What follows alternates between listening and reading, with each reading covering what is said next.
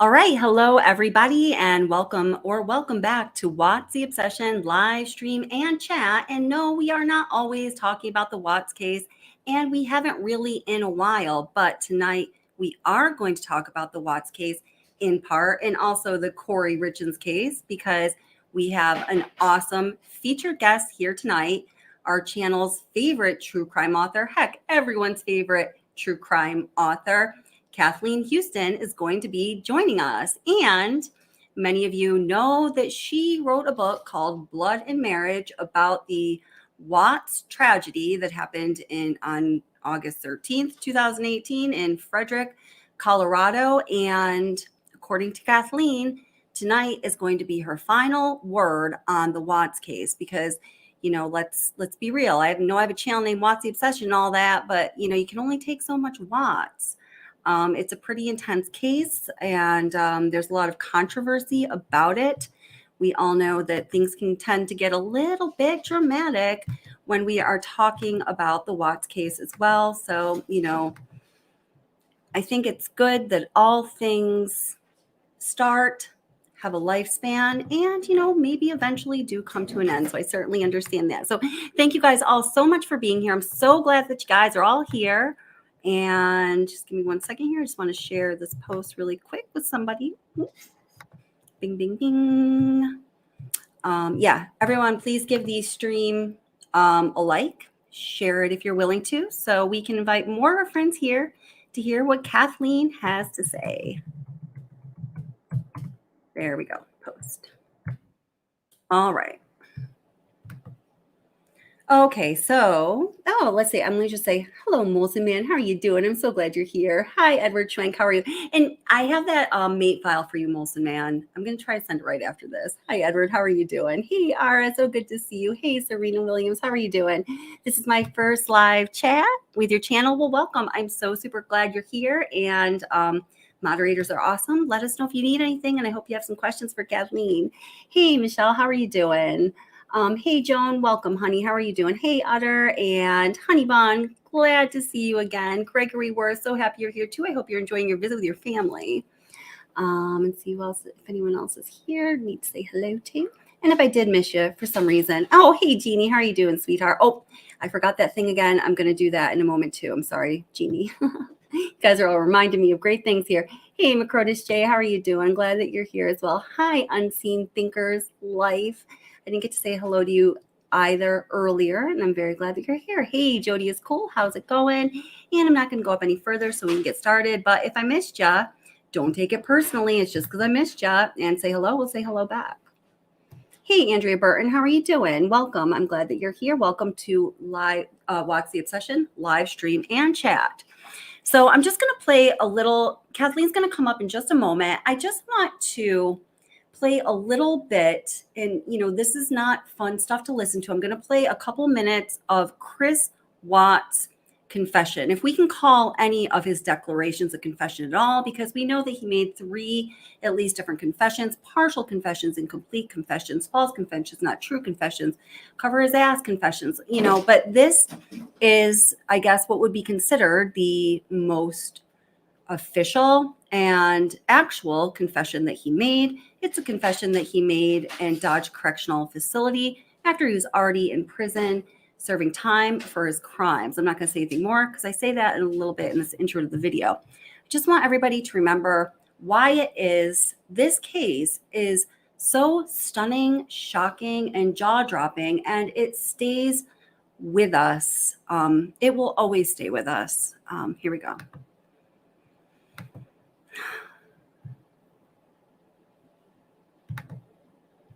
That was the wrong way. Head straight. Okay. Part of Chris Watts' confession, which only happened in his 3rd confession when Tammy Lee, Special Agent Graham Coder, and Detective Dave Baumhover went to Dodge Correctional Facility to interview Chris Watts once again in an unprecedented interview after he was already in prison serving his 5+ consecutive life sentences.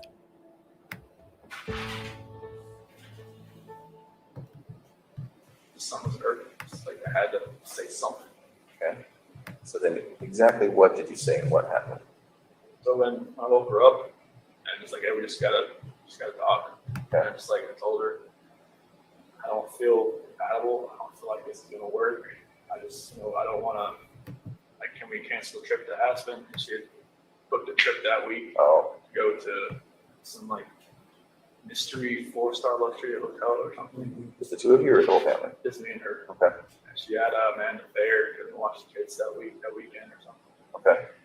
And I was like, can we cancel that? Can we like do something? Like, from what I remember, I even said, can we move to Brighton just to get away from like this house? Oh, But like, I'm not sure if that was like in the beginning or the end of part of the conversation or whatnot.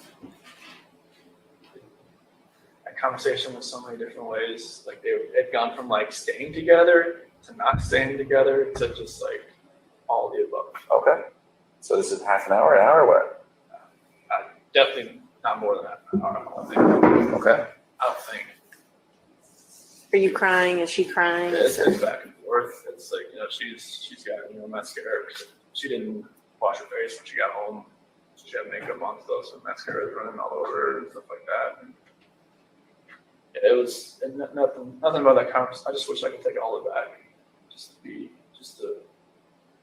whole Nikki thing, back everything. But So then when did it turn?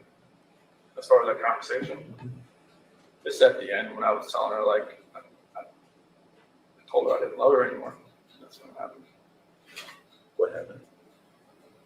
She told me to get off her, and then I put my hands on her. Okay. Did you say she said something like that you were hurting the baby or something? That was before that, because like when I was straddling her, it was kind of like around her waist type deal. Why did you get on her like that? I just when we got on the bed, that's just what I got on. Is that so she would listen to you? I felt like she could probably listen to me just laying beside her, but I got on top of her. And every time I think about it, I'm just like, did I know I was going to do that before I got on top of her? I don't know. Really? That's an interesting thought, Chris. You don't know if you knew. Just like everything that happened that morning, I don't know, like I try to go back in my head. I'm just like, I didn't want to do this, but I did it. Everything just kind of like. Felt like you had to?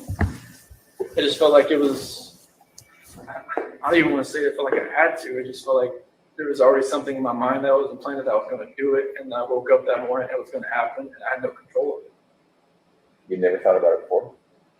It was just like I don't want, like when, like just like in the sentencing hearing that prosecutor said it takes 2 to 4 minutes, something like that to happen. Like why can't I just let go? I didn't. Oh, that's interesting. I just let Was go. it feeling like it was in motion and you just couldn't stop it? Yeah, it was just like I don't even want to know what she saw when she looked back at me. Honestly, Did you look at her? What was she doing?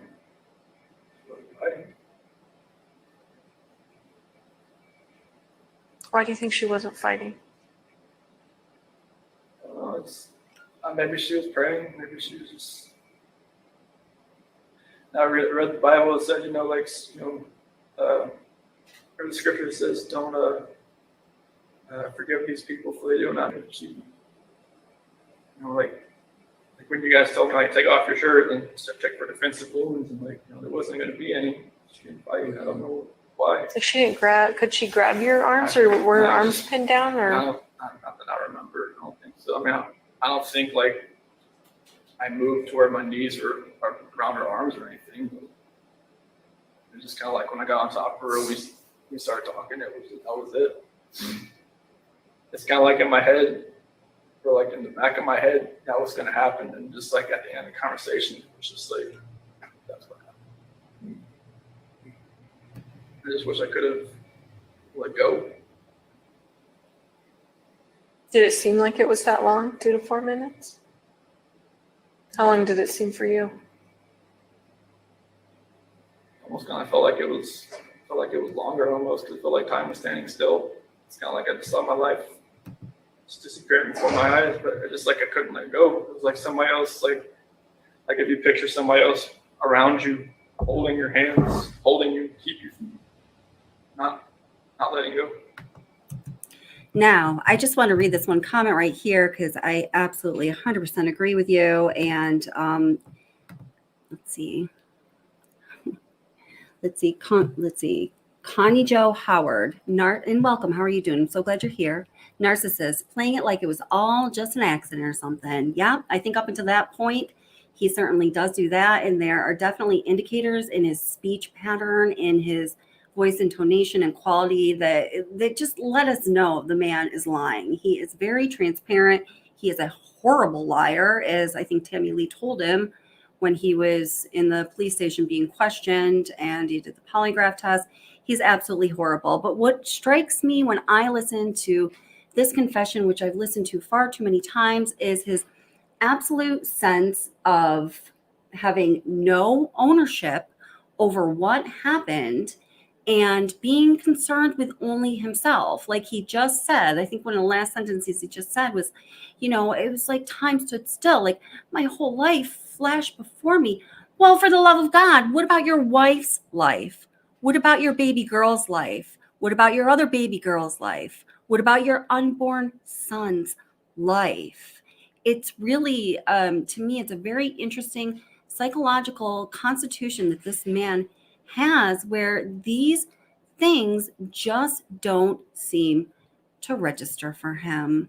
So, well, I'm going to bring our favorite true crime author, everybody's favorite true crime author, Kathleen Hewtsen, up on the stream, and I can't wait to see what she thinks.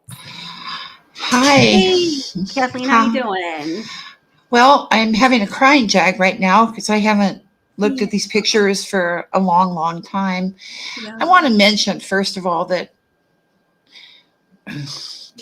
anyway, Chris tried to kill Shanann 3 times before, or 2 times before he killed her the 3rd time, much like the new Richins case, but that isn't ever discussed. He poisoned her 2 former times with painkillers as well, with opiate painkillers, just like Kouri Richins, right?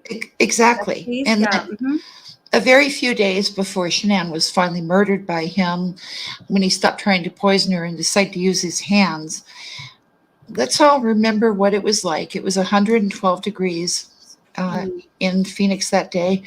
Shanann, having no money, because Chris was such a failure, was sitting outside, heavily pregnant, at 112 degrees for 9 hours because she had taken the cheapest flight possible, and that got delayed too. We all have to think about that. And he had poisoned her on the way out. She was so sick at the airport. She wrote him texted him these sweet little things about how ill she was. Maybe you're dehydrated, he said. So I stopped watching these videos a long time ago when I finished the book because I can't deal with them. Hearing his voice again reminded me of everything. His confession was a lie, except for the fact that he did murder everybody. But why was Shanann not looking at him? Why didn't she fight back? Because for I don't even think it was that. For every person who has a child, who's ever loved a child, she went down into that basement. The door was open. She saw the light after she used the bathroom. And what she saw in that bed drove her down to her knees. He took her from behind and strangled her. I wouldn't have put up a fight either. Neither would you. Nobody, man or woman, would have. That was her last sight. Unfortunately, Bella's last sight would last 45 minutes. So I can't look at pictures of Bella anymore. And Bella'd be 10 this December. And Cece, she'd be the wildest 7-year-old in the world. And one day president. Absolutely. Yeah. And, oh, wow.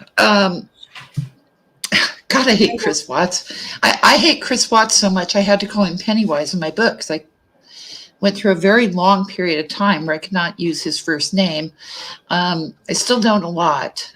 Does anybody have any questions about this monster and the things he did? Does anyone have any questions? And you can just go ahead and post your questions in chat. And although we typically don't do caps lock in chat and live streams because it's considered to be like yelling, let's do it for this purpose so we can see them real clear. And mods, if you want to just, let me know that they're there, that would be great too. So, I mean, go ahead. you know, there's a new case in town. I'm writing a book on it called Dream House about Kouri Richins. No children involved. Thanks be to God. Well, except there are three little boys who have been effectively orphaned by this. The difference between Richins and Shanann is she really didn't know he was poisoning her. She didn't have a clue. And, you know, like everybody else in America, when this case started, I suppose I was some degree influenced by what the media was saying, but I fell in love with Shanann Watts and her wonderful family, who, remember, never said an unkind word about anyone. Wow, almost 5 years later, this August, it'll be 5 years. And they're the only ones who defended Nicole Kessinger. She didn't have anything to do with it. I look up to them as towering figures. And I figure she must have had an incredible heart on her. Funny little Italian girl. And how beautiful she was. Looking at her pictures again, it's just very upsetting. Yeah, I know. I actually uploaded a video today about Bella because you and I have talked about this. I've talked about this with, some people on the channel here and on this channel, that one of the reasons I was really drawn into the Watts case after swearing it off, hearing about it and just having such a strong visceral reaction. Like, I don't ever want to hear about that again. That is like the most evil of all evils. And I don't think I need it in my world, I was really drawn in by Bella Watts. I really connected with Bella Watts, and many of you know I'm a behavioral therapist, and since we had exposure to so much video and so many photos and so many stories and just a real purview into the family's lives, I felt you could see this clear evolution of Bella from being this joyful, wonderful baby. She's such a precious, beautiful soul. I wish I could take her to Disney World. I always say, I just want to hug her and kiss her and take her to Disney World. And, I want to tell Bella's story from my professional perspective and just the way that I've seen it, knowing this case so well as you do from the inside out, without having to feel like I'm filtering it or I'm trying to be careful, or because how there is so much passion and there can be a lot of drama surrounding this case, but I'm going to tell her story, and that's what I'm going to do, and that's what I feel like I have to do. Well, for me, it was Cece. I mean, she's just my girl. That much humor and courage and bravery, and I try not to think about Bella, honestly. I try not to think about Bella's years before, and that 45 minutes and then the oil tank. I try very hard not to think about Bella. You can't not think about Bella. And I see them everywhere. I always have since that summer. There's always two little girls who look just like them from the back, and then they just vanish. I don't think you can tell this story without being scarred by it. Or you should be scarred by it. It's strange if you're not scarred by it. I think. It is. And I know a little bit more about human nature from having done this book than I wish I did. I didn't expect millions of people to stand behind Chris Watts, a filthy child killer. I didn't expect a beautiful young mother who was pregnant to be excoriated in the world's press and the internet. I didn't expect an accomplished young woman to be the only person who's ever successfully disappeared. I mean, I don't know where Nicole Kessinger is. God bless her. I'm glad she pulled it off. But she pulled off a feat that nobody can. Nobody can just, go off radar. It's just, yeah. You know what? Crazy. She's Amelia Earhart, our generation. Yes. And I hope that no one ever finds her. I was glad to know that in my own country that no other woman had ever slept with anyone who was involved with someone else. That was reassuring. I didn't know that before. Nope, no one. Yeah, we are all the reaction to that's right. American saints. Exactly. That's what's up. I mean, I will be the first to agree that Nicole Kessinger is Stalin and Hitler and Ted Bundy all rolled into one. I mean, I never understood the reaction to this case. And okay, looking at this picture right now that you have up, I feel violent and filled with hatred. I will never feel less hatred towards him, and hasn't dissipated at all in all these years. I look at what he did. I mean, look at them. Oh my Yeah. God. I know. I know. Did we want Shanann to be, okay, Go ahead, no. sweetheart, Did we go ahead. want Shanann to be something awful because it was okay what he did? But she wasn't awful, you guys. She was every woman. She was filled with life and courage, and she didn't have a lot going for her, but God damn it, she made what she could out of it. And I'm sorry.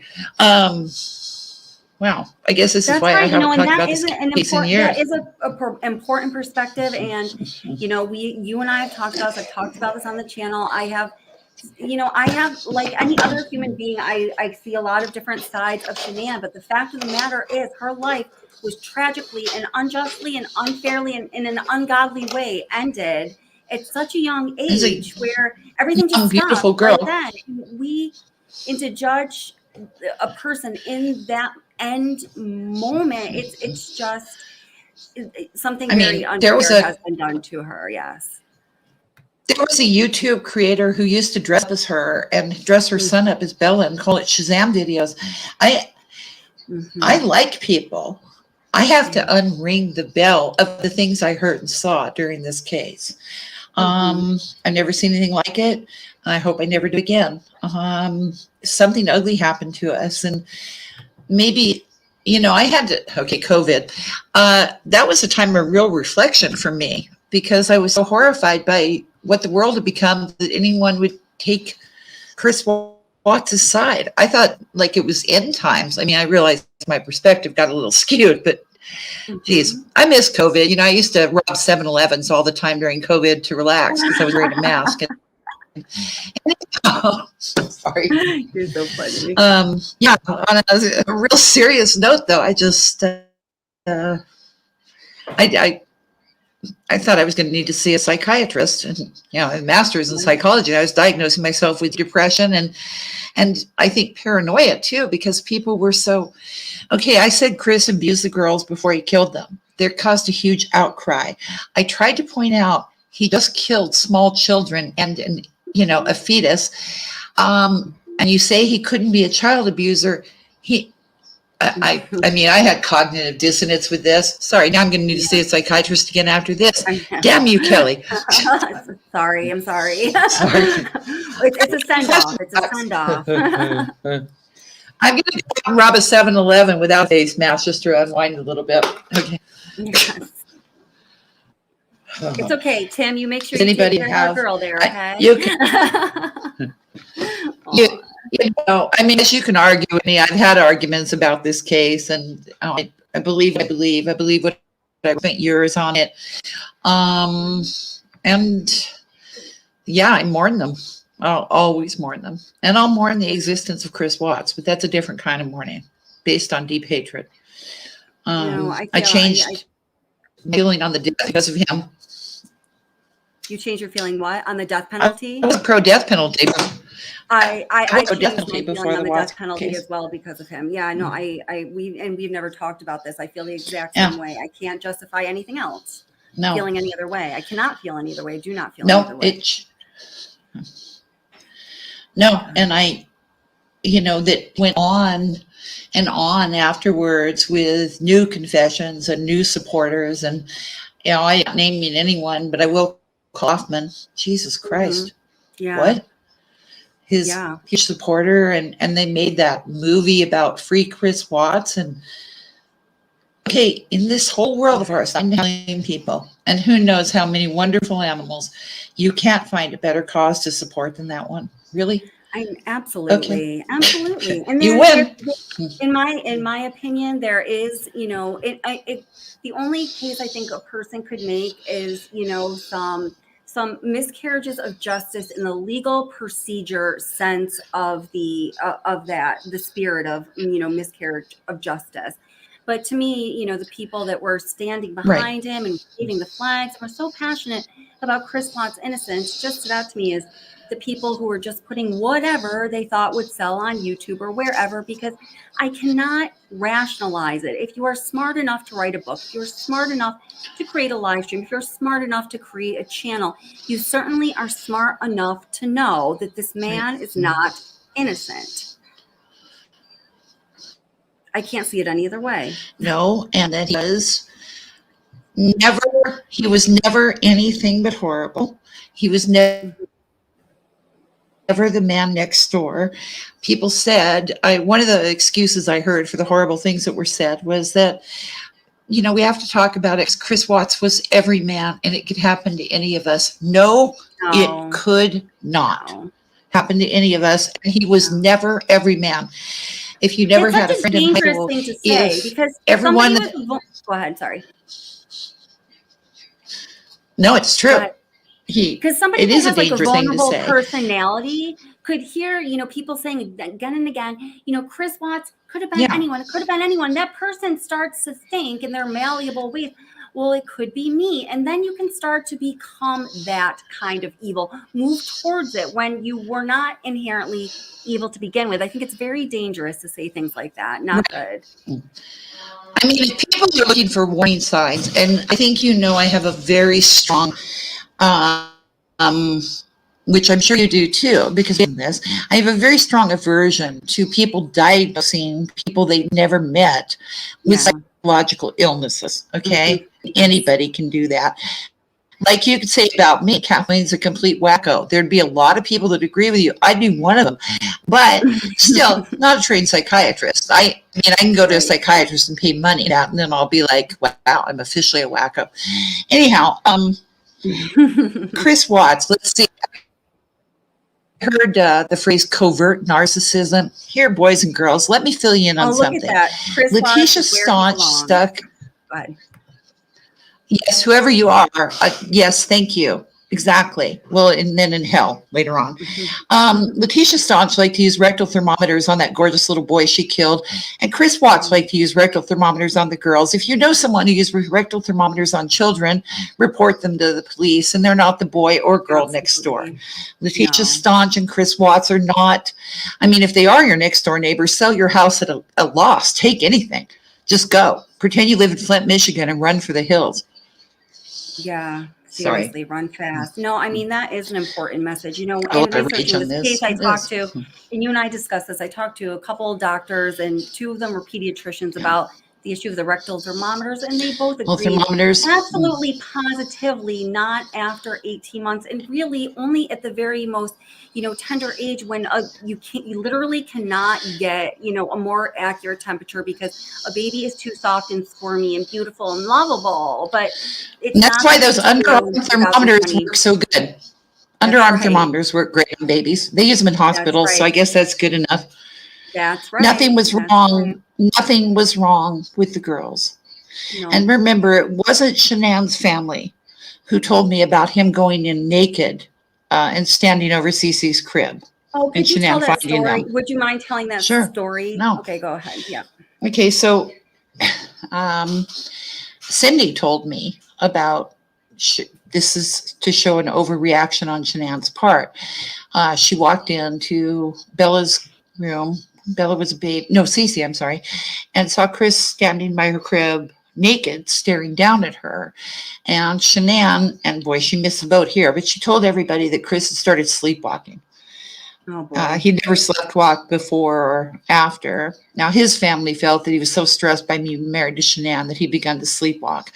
I just saw that story for what it was, because when I hear hooves outside, I always think horses, not zebras. Find a naked man standing over an infant girl, staring down at her. I'm weirded out. Maybe everybody should be. Absolutely. I'm just going to err on the side of caution there. Yeah, by God, yeah. And Shanann failed them by not recognizing the signs, but so few, many people don't recognize the signs. I don't think she knew consciously, and she's been murdered and her children were murdered. And so that, she's blameless, but there's not recognizing the signs, but even if you do cognitively start to recognize the signs, if you are in the position like Shanann Watts, when you're recognizing these things in your husband, then coming to terms with it, like in your heart and soul and being and in your reality, those are two very different things. Like this They was are. an insurmountable, I know. we almost expected that she was going to do, an insurmountable, like superhuman feat by being like, oh, I see who you are and I'm coming to terms with it and I'm Right. good and I'm leaving, bye-bye with my bad self. Like I- it doesn't work exactly. that way. No, And it doesn't. I mean, I know Jeannie's on here tonight, so she can hear me say this. I had some initial thought about Eric Richins and why, he didn't leave after being poisoned. Well, Shanann had to have, on some level, known Chris was poisoning her. I mean, that first night when he got to North Carolina and she got so sick, she almost died. And then, at the airport, when she left and he made her that shake that morning, and yet she refused to see it. I never, okay, it's very hard for me to understand that, but these lovely young people are dead because they just didn't know you need to be afraid of the person who you love most, who has no feelings for you at all except wanting you dead. Shanann could not accept that not only did Chris not want to be married to her, he wanted her to be dead. And I don't think Eric Richins got that either. Well, I always think about, with Shanann, my God, like I really, cut her a break on that. I don't know if that's not the right way to say it, but she was pregnant. She was having a difficult pregnancy. And we all know, all those of us who have been pregnant, and probably many of you who have not been pregnant, know what stress does to a pregnancy. And we all know how pregnant women handle stress. Not well. I mean, everything feels catastrophic. No, she was, and you cannot help it. She was so pregnant and scared and alone and looking to her future during this time that was supposed to be so happy and joyful. And she was, and all of a sudden he wants out. Yeah, I know. I wish if I could go back in time and change anything, she would unwrite that letter to him. Do you remember her letter to him? Yes. Yeah, I do. The one he threw in the garbage. I love you unconditionally. Yeah.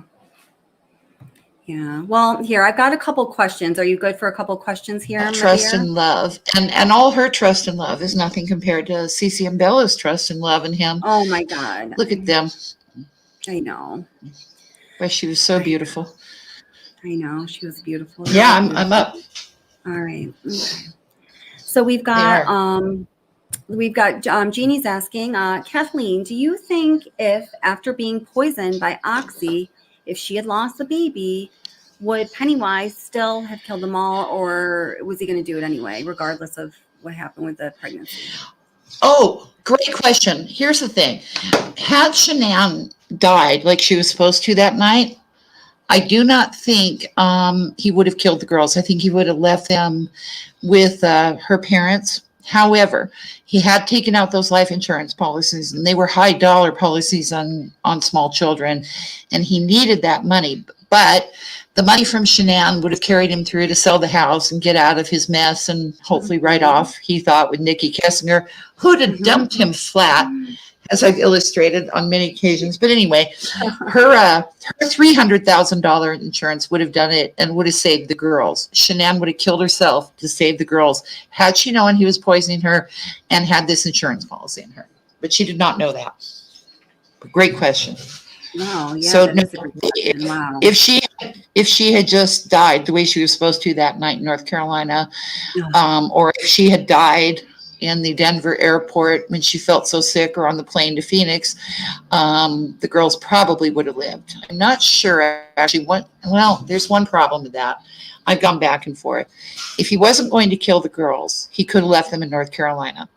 Just told her parents, I need some time alone with Shanann to work on our marriage. The fact that the girls were taken back to Colorado has always been indicative of me that I think he was so incredibly pissed when his wonderful plan to kill her the first time didn't work. And I think maybe after that, the girls were expendable too. He was enraged. I can tell you he was enraged. He went to his parents' house and his sister, and he was so pissed, and he wrote that letter about Shanann trying to kill him the day after he poisoned her in North. He was pissed. He started setting up alibis. Yep. Anything happens to anything happens to me or the kids. So yeah, your question brings back a lot of memories, There's some Jeannie, and I. premeditation right there. Yeah, no, Oh, now it what you was were just totally saying about, premeditated. if he wasn't planning to do away with the kids, he could have left them in North Carolina. Well, my thought was, but and you said, and he could have said to his parents, but my thought is, Chris doesn't stand up for anything. He doesn't make a stand on anything. He doesn't take responsibility enough to the degree where he's going to say, hey, parents, I need to work on my marriage with Shanann. I'm going to leave the kids here. That's too much like activity for him. It's too much Actually, doing. much as I would love to give him a pass for being a huge fucking coward, which he is, I will not be able to do that because, listen, Chris was so mean to his mother for so long. Yeah. He is capable of real cruelty when he wants to. And he did then. And then the hate he felt for Cindy, for whatever her perceived failures were, was then turned on Shanann for her perceived failures. And it would have been turned on Nicole Kessinger, except Nicole Kessinger was never going to be with this guy. Just sorry. Yeah. But anyway. And anyhow, so the next woman he ended up with would have failed him in some way. Chris, here, I'll give you a mental diagnosis. He's the most petulant creature I've ever heard of. Yeah. You won't find petulant in the DSM, but petulance can be dangerous. Every school shooter in this country was a petulant little asshole who just didn't get his way for 2 minutes. And You that's define Chris. petulant? I define petulant as being a pouting, sulking, self-serving, self-absorbed human being who cannot take breaks with anybody else. And when bad things happen to you, Meghan Markle, oh, sorry, I must have Tourette's. It's worse than anything that's ever happened to anybody else ever. Right. And that's Chris Watts. Yes. Yeah. Yeah. So, I cannot disagree with a single word of If that. you know sulky people, if you know people who feel very sorry for themselves, don't always laugh, because that quiet, sullen, pouting creature is Dylan Kleinbold or Chris Watts, or these outsiders who feel badly about their circumstances. The psychological slow burner. Exactly, and then they blow. Yeah, that's right. It's scary. It's a scary thing. And they'll burn the world down. They'll throw children in oil tanks. They will through. Oh my God! Every time I hear or think of that, I know I'm gonna feel like I need to throw up. It's just. I know. Gregory asks, "What's the obsession?" Were both the children and Shanann, were their lives taken, all three of them, in the basement? Well, no, okay, because this is not at all funny, Gregory. Not even a little bit funny, except that here's another psych diagnosis. Chris Watts can't do anything right. Okay, he tried to poison Shanann 2 times, and he was unsuccessful in poisoning her. So then he decides to poison the girls with OxyContin, but he didn't kill Bella. He did kill Cece, who I believe was completely dead. And he made those strawberry drinks at their last meal. And one thing about the Watts girls is they were ridiculously light sleepers. Now, for any parent who's ever had a kid who's a light sleeper, it's a nightmare of epic proportions. The kid goes to sleep, and you do what it comes natural, which is try to crawl under the couch and hide with the cat and not breathe too loudly. The girls woke up when the garage door 2 levels down went up. Though, but go ahead. Yeah. Yeah, I mean, it was bad. That's how they woke up. But that night, if you'll recall, Nicole Kessinger heard the TV 2 flights up. It was that loud on the phone. The girls were not conscious when that happened. And I think he took them right down to the basement after dinner. And then Bella woke up right after he murdered her mother. He even said that. There's always truth in the lie. That's my big thing, truth in the lie. Yeah. And he did say Bella woke up. She did wake up. I was just listening to, I actually have it bookmarked here, a part of that confession where he says, where they're asking a question about, what happened basically with Bella from the bedroom to the truck. And he said, she woke back up. He says it plain as day. I'm going to play it for y'all in a bit. Oh, the Yeah, other for thing the- is, and here's more truth than a lie. He discusses Bella's actions, what Bella did, what she Mhm. said, sitting on the dead None body. of Notice Cece. he never mentioned Cece because Cece She never was woke back gone. up. She was gone. Yeah, I Cece do was think gone. Shanann believed both her children were dead when this Mhm. occurred and when she fell down. Um, had she, I mean, she was a fierce little thing.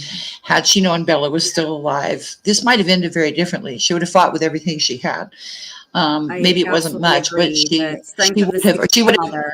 Yeah. she would have screamed at Bella to run up the stairs and run out of the house. She didn't know one of her children was alive. All Bella knew to Um, do was trust him. and well, Bella had woke up to a world where the two people she loved most were gone. Cece was gone. Bella adored Cece, God. Yeah. and her mother was dead. So we'll allow Bella for a little shock on this one. Yeah. My God. You know, Oh, God. like thinking if she hadn't pointed Cece that she'd have bit him when she woke up. But he did. He killed her. She was, she was only 3. But Chris isn't a good poisoner. I mean, I guess we can't be grateful that he finally actually managed to kill somebody, except that I am, because I still wish he'd killed Bella successfully with whatever he gave both girls so that she didn't have that, because that 45 minutes is going to haunt anyone with a heart until they die. It absolutely is. And I agree with you completely in what you just said. I mean, I think as we, just listen to his own words, it's just exactly what you said, and his BS confessions and not a word about Cece. And I do have this feeling that he felt a little closer to Cece than Bella. I mean, he even says so himself in so many words. So it's very different that he, it mentions many more details about Bella than Cece. If they are both present, it's very different, is very off his baseline, it never happens. So I agree with you. I think that first time, I think Cece was done, or, She was dead. And that's why they didn't wake up with the TV. It's also why Bella didn't wake up with the TV as loud as it was during the FaceTime with Nicole Kessinger, because she was unconscious. I wish she had stayed that way. But she didn't. I know. Okay, he used to take the girl's temperature every night using rectal thermometers. That came from Cindy Watts. This is a known form of child abuse. Yes, it is a known form of child abuse. That is correct. So is showering with a little girl, because, sorry guys, not to be disgusting, though I was in the book, where's a 3-year-old's head at? In the shower. Yeah. Sorry. Yeah. But again, please don't defend Chris Watts, you guys. He murdered 2 children and a pregnant woman. There's nothing defensible about him. Yeah. Don't shoot the messenger. And just for anybody that is here, that's coming back, that feels comfortable here, that's here for the first time, that's just like catching this on a replay or whatever, the stance of this channel is, and always has been and always will be, that Chris Watts is where he deserves to be. He is. And okay, Molson Man's question. Of course I would. Absolutely, I would. I have no hate whatsoever for the Watts family. So the question is, if Ronnie, Cindy, or Jamie reached out to you, Kathleen, would you speak to them again? Of course I would. Yeah. Always. I was upset about the leaking of the book, but, in the overall thing, big deal. These people have been through hell, which is why I reached out to them in the first place. What's it like when your child becomes America's most repulsive killer? They are good people. They are. And of course I would. I have no hatred for them. None. Yeah. No. I don't know if that's I was going to ask you to tell a little bit of that story, but that's a long story. I don't know if you can pick up right in the middle there. Yeah, that's a few hours. It's in the book. You don't have to believe anything about CW. These stories did come from his mother. The thing is, Cindy Watts is a very honest woman. She was honest about the way Chris treated her. She, whenever Cindy talked to me, I never said anything, but he's guilty. Ever, well, without him. Then that Kim Kaufman woman would talk to her. So it was weird because, those old things where there's a devil on somebody's shoulder and an angel on the other. Well, I'm no angel, boys and girls. But I guess in that context, I was the voice of her truth. But she wanted to believe the lies of Kim Kaufman, who convinced her that Nicole Kessinger, and you figure out the reasons, Oh, broke that's in and right. killed the entire She family. preyed on a vulnerable woman Yeah, she who was did. Cindy Watts at the time. Cindy was vulnerable. She was susceptible to believing anything that brought her comfort. Yeah, She exactly. had none, right? No, she had no comfort.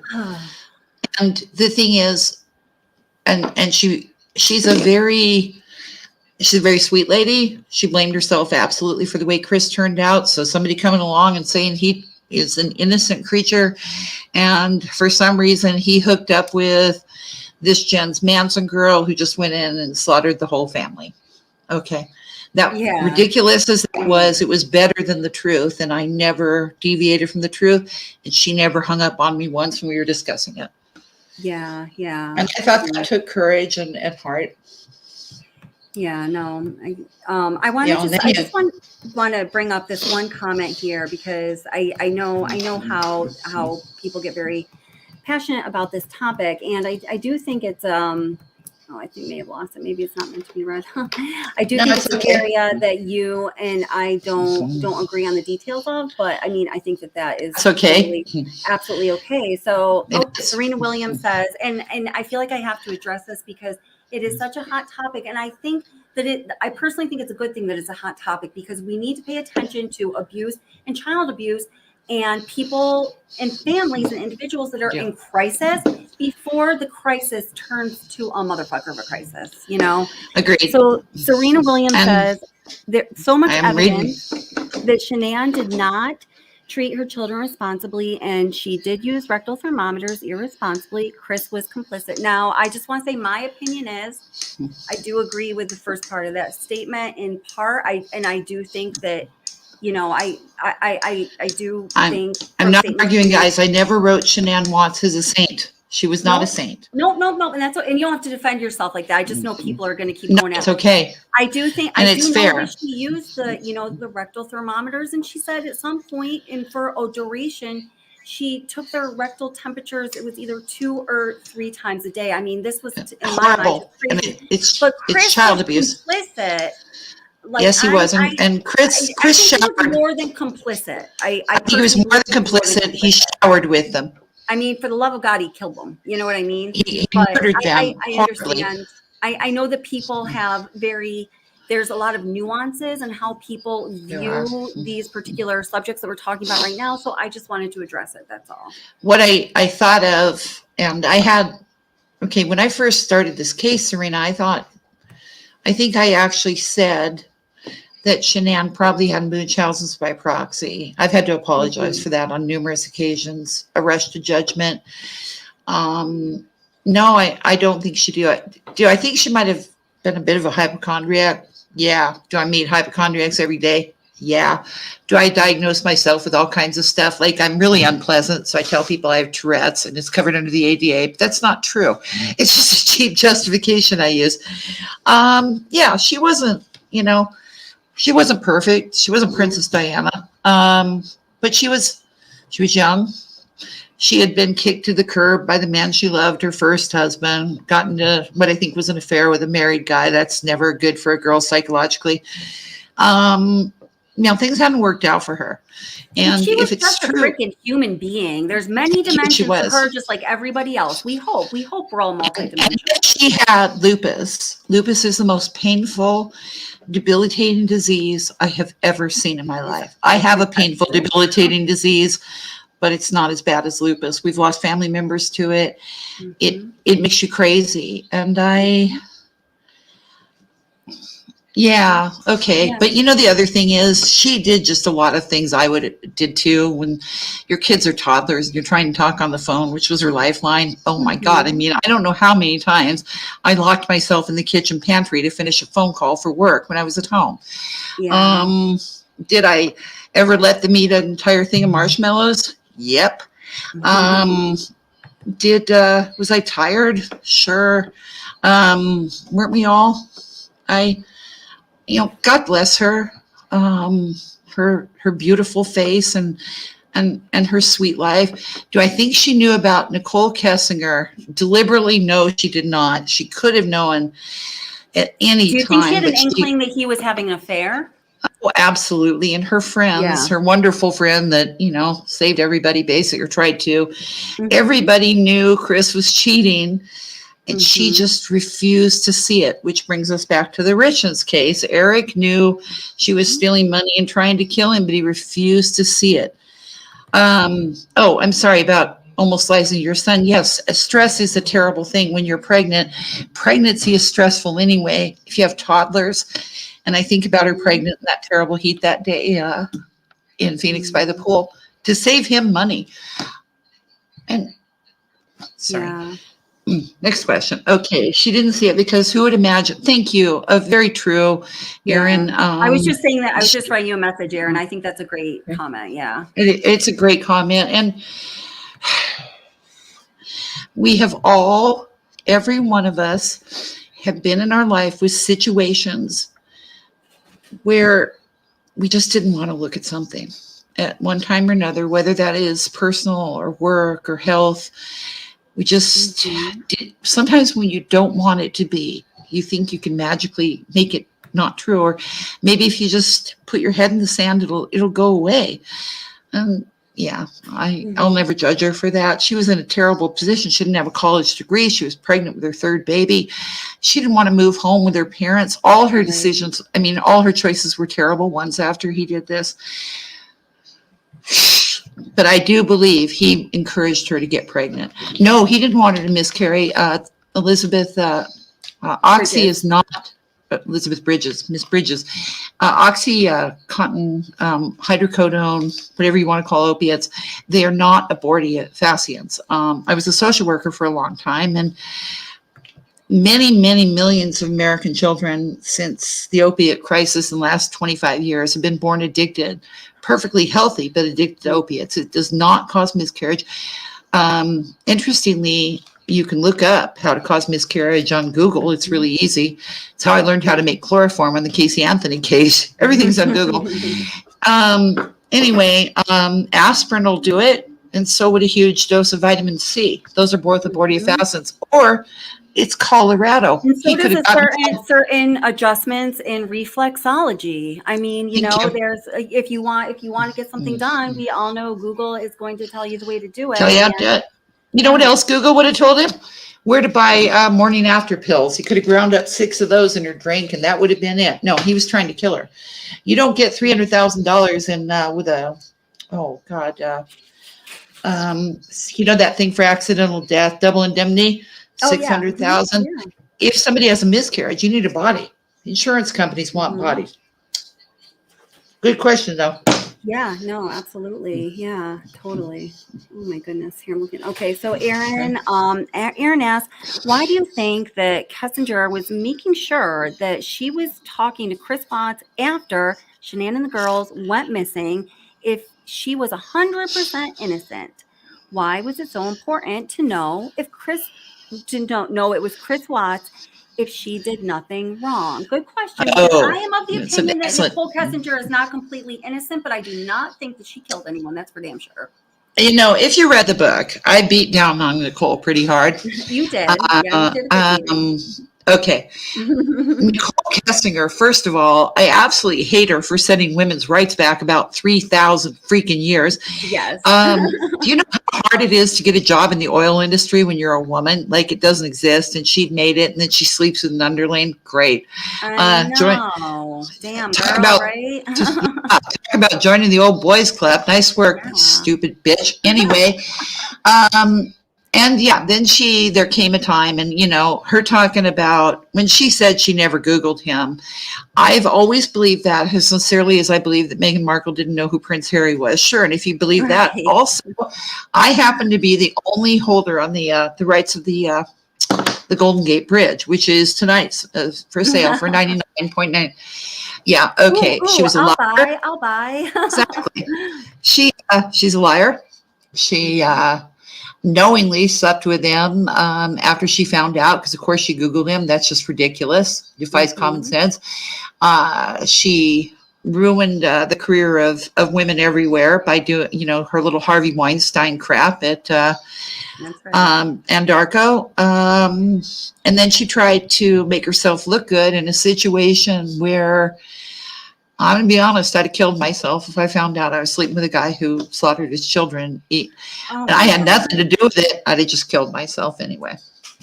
Sorry. Yeah. So, she's a different cat, Nicole. And He sure you know, is. she's not somebody like you that I'd ever want to be friends with. Let's just say, and I handed her the beat down. Did she kill them? No. Nicole's a self-involved girl, and she had nothing to gain from it. And there wasn't, she was on fire. The girl was making $125,000 a year. I met her predecessor there, who retired at 250, and said Nicole would have been there in 2 years. And Yeah. 250 at 32 years old, that's sweet money.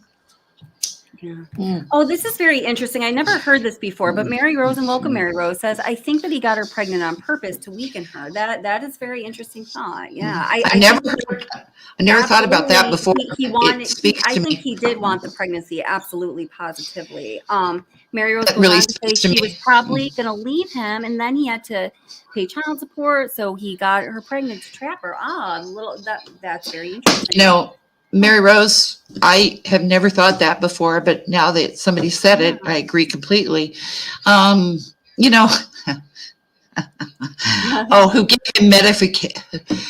I'll take it to his grave. Okay, so Shanann hoarded Let me read the medication. question. Chris Watts said that he would take it to his grave. Who gave him the OxyContin?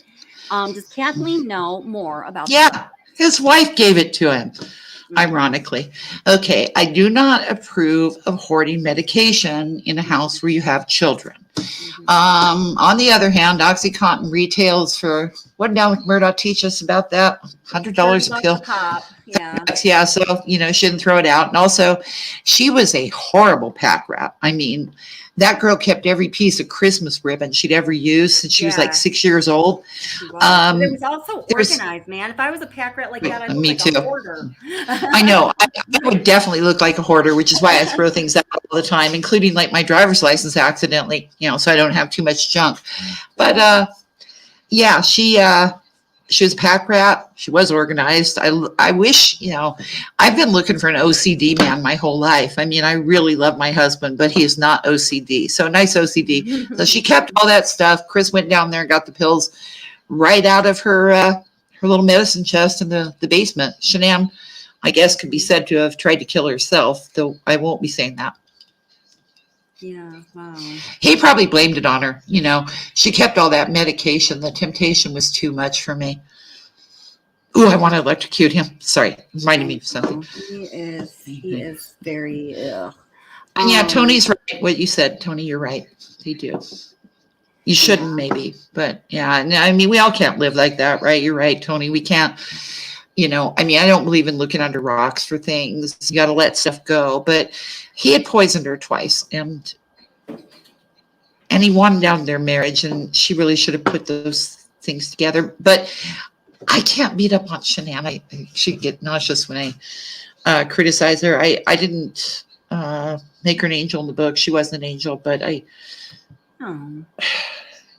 she was a good girl. She really was.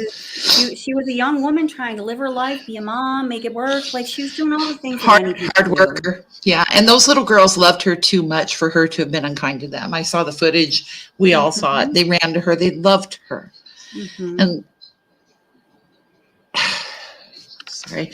Okay. But yes. MB Girl says, is there any insight that Chris Watts and Nicole Kessinger met before they said that they did? I had heard that before. Do you know anything about that? It's a good question. And I had kept running into that in the case, but 3 years of crawling up every single avenue on this, I could not find a single meeting of them, because she was out in an oil rig, a woman, for a long time before she got her dream job at Anadarko. And I talked to the guy who left her position, and he said she had just come off the rig 2 months before. So I don't see how they could have.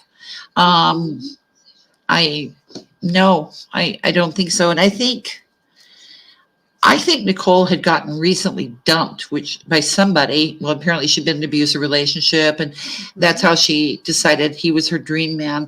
Shanann had been dumped right before she met Chris. So, beware the rebound. But no, I don't think so. I tried to find it. Yeah. She was on an oil rig, so probably not. Yeah, seriously.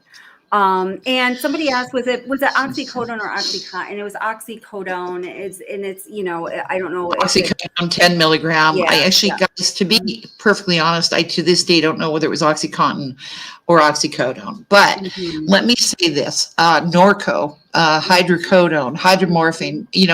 By any other name, a rose would smell as sweet. And this drug is the same drug. It's just heroin, hillbilly heroin. When you get, I guess the Murdaghs are getting a reality show, so we'll learn more about that then. It's all Yeah. good. And Duck Erin Dynasty makes later a good years. point here. She says, that one is like this and one is like that. It's either quick or long acting. They're both opiates, but they're metabolized differently. So when you get down to the nitty gritty, it does make a difference for people that are, that are interested in studying that. Oh, no, it does. And he used obviously a coffee grinder to grind them up. Yeah. And I think whatever he did, I mean, it could have been a long time release one, which I believe is what they give people with lupus because there's so much pain throughout the day. And that's why she didn't die either time he poisoned her. It may be why Bella lived. I don't know how much he gave the girls. You see, unfortunately, they weren't able to be autopsied for drugs because of the skin and hair slippage and right. Because they were submerged in crude oil by the crude oil and and we won't go into that. And also, of course, they were flammable. So But anyway, and Shanann's hair was never tested, but had it been tested, it would have shown high amounts of OxyContin. Yeah, wow. Let's see. Are you okay? Boy, I know this is a hard. This all brings back great memories. I'm sure we all feel that way. This is a painful chapter, and I love my country, but we're a violent place. But even for that, this is a terrible, painful chapter. Now, Serena Williams asked, and this is just Serena, you're asking a lot of questions and making some comments here in chat that I've been reading. And I'm like, I want to be like, oh, I've got a video on that. I've got a video on that. I don't know how many of the videos you've watched, but to every question you're asking, honey, I got a video for that. But no, she's great. Serena says, what about Chris sending Nicole Kessinger the lyrics to Battery and the picture of CeraVe Field right after he killed them? Do you really think she just wanted to know the words right then? It's not really clear to me if she really asked for the words or if it's the truth and the lies thing, Okay, and here's the thing. As a female member of the gender, though I've begun, I think, recently identifying as it because of my hair issues, but I have to say, I have never met a woman yet who liked Metallica. I met some girls who pretended to because their man did, but they don't pretend well. No, I don't think Chris that was his idea. And of course, bear in mind, Chris was in a pretty elated state after burying Shanann and putting the girls in oil. He's looking around at the beauties of the world, taking pictures of the sunflowers, playing his favorite music, and I mean, he might as well have been singing. And I think to myself, what a wonderful world. No, he was really happy. No woman has ever asked, I don't think. I mean, if there's somebody on here who wants to make that argument, I'd love to be corrected. But I don't think there's a woman alive who's asked for a Metallica lyric. Hey, here's another good question. You might know the answer to this. This always really alarmed me that I'm like, Cindy Watts, why did you not think this was an issue? The story that Cindy Watts tells about, when Chris was a child, he'd be crying and freaking out and praying and crying and sobbing in the bathroom. So God forgive me. God forgive me. What did Chris be praying about in the bathroom when he was younger while sobbing? What is up with that, man? Dude, if my son did that, I would be like straight to the special doctor, bro. Let's go. Yeah, me too. But I'd have gotten to the bottom of it. And I guess, I think he was just probably praying about the unnatural feelings that small children gave him personally. But that's just me. Okay. Could have been something else, but that's what I think. Wow. Oh, Lord. He wasn't normal. I mean, Shanann's the first woman he ever had sex with, I think. He wasn't that young. Yeah. Sorry, I'm sorry. I was reading. No, it's fine. Sorry. But that's what I think. He had impure, disgusting thoughts about something, and Yeah. And Joan just says, And- thank you, Kathleen. We appreciate your knowledge and thank you very much. Oh, Yeah, very Joan, thank you. Oh, wait, we have I another won't have question. Oh, go it. ahead, honey. Go ahead. No, I won't have it after tonight. This is my last word because I'm getting Yeah, guys, lobotomy this tomorrow. is I'm her actually last getting a- hurrah talking about the Watts case ever. So if you got a I'm question, actually- man, this is the time. I'm actually getting a lobotomy. Why wasn't the bruising found on Shenan's neck if she was strangled? Good answer. Okay. I believe she was face down or on her knees looking at her dead children. Thought they were dead.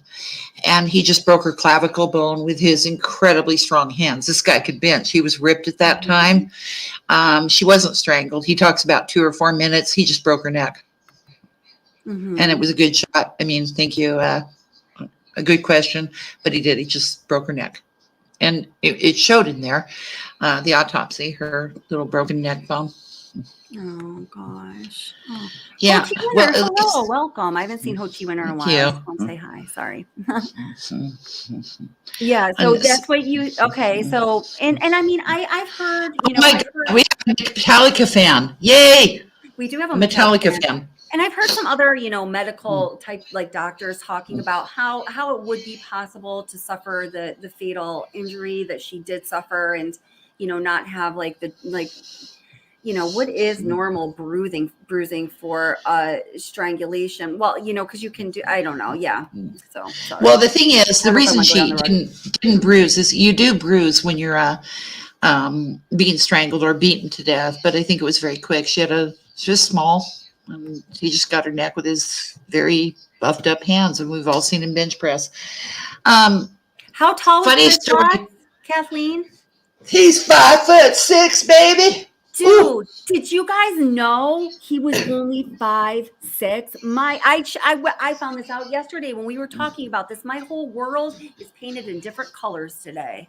I can't Yeah, but so's believe it. Tom Cruise. To be fair, not that I find him sexy either. No. Funny story for the person who put that about Metallica. Here we go. Ho Chi Winner. Really funny story. During the writing of this book, I started listening to Metallica. I'm still a girl that doesn't like him. However, I bought one of Kurt Hammett's guitars for my husband's birthday because he loves guitars. And Kurt Hammett's Ouija guitar, he just worships that guitar. So see, this guy can build guitars. I mean, I think, because I don't know anything about guitars either. That was my Metallica story. Oh, okay. Gotcha. Dun, dun, dun. Showing I like the guitar. Oh my goodness. Q&A, Hey, what's Sunflower up? Dragon. Yeah, it's really great to have her here. Yeah. Mary Rose Oh, says no. she didn't have bruises. She did. You're right. She did. I was actually just looking over the autopsy report and that she had some markings. Well, she did, but yeah. the thing is, I think she fell a lot in the previous few days. Mm-hmm. And there was that little broken bone in her neck where remember Shanann had a bad neck injury before? Yes. Yeah, that's right. I don't think it took much to take her out. Right. Yeah. And she never, I mean, his Why? horrible story about her smeared makeup and looking at him and praying, he was never looking I at wanted her. to ask you about that. Why do there's something to the mascara and stuff, because when he does actually tell a detail that does not have indicators of deception within it, it's the truth that's within the lie. So why do you think that several times he went back to talking about the mascara? I thought I believe that I just wonder what you think. Okay, well, I think that many times in the weeks preceding it, he saw Shanann's mascara running down her face, but Chris was a coward. He never killed her face to face. I do appreciate that he shared with everybody she lost bowel control when he killed her. I really appreciate the last disgusting detail. And on behalf of the Rusex, wasn't that a nice thing to hear? I mean, that was terrible. And you could tell when he said that, if he loves saying it. Loves saying it. So much joy in telling that. He did. He loved telling that story. He did. Yeah. Pennywise. I know. Child Hey, killer. Aaron, I'm sorry that you're facing that tomorrow. Please, I just gave you my email in the comments. Please email me tonight, okay? I'll be thinking about you, and I just want to send you a message, okay? Well, I'll have to be going soon, but I do want to say that we are pivoting to a new and much less heartbreaking case, and that's Richins. It's heartbreaking, and for Eric Richins and for his family and his children. But so help me God, for those of you that were able to follow Letitia Staunch and Lori Vallow, more power to you. I'll always see the Watts girls. Always, always. I hope we all do. I hope, in the words of Jim Blackburn, if you cry a tear, it's one for them. Yeah. And So he, go ahead. oh, sorry. you're welcome, Michelle. I'm happy to answer these questions. I mean, as happy as I'm sure you're just Happy as as you can haunted be by when this talking as I about am. this. Yeah. Yeah. It's I see. No, I don't think Chris Watts is where he should be, because he should have been In hell. killed. Yeah. Yeah. But he will be in hell. And, you know, at least nobody sees in the beginning of this, everybody was seeing Cece and Bella's ghost everywhere. Now they don't. So I like thinking they moved on, and he never will. And That's right. you know, Jeff McDonald, who killed his 2 little girls, same age, and his wife, when I interviewed him, he was screaming that he didn't believe there was anything beyond the life of us. And I started laughing. I said, and that's just what I'd think if I were you too. But I don't believe that. So, yeah. Oh, speaking of Kouri Richins, one funny thing. I'm probably the last person in America who wrote read her lovely book there.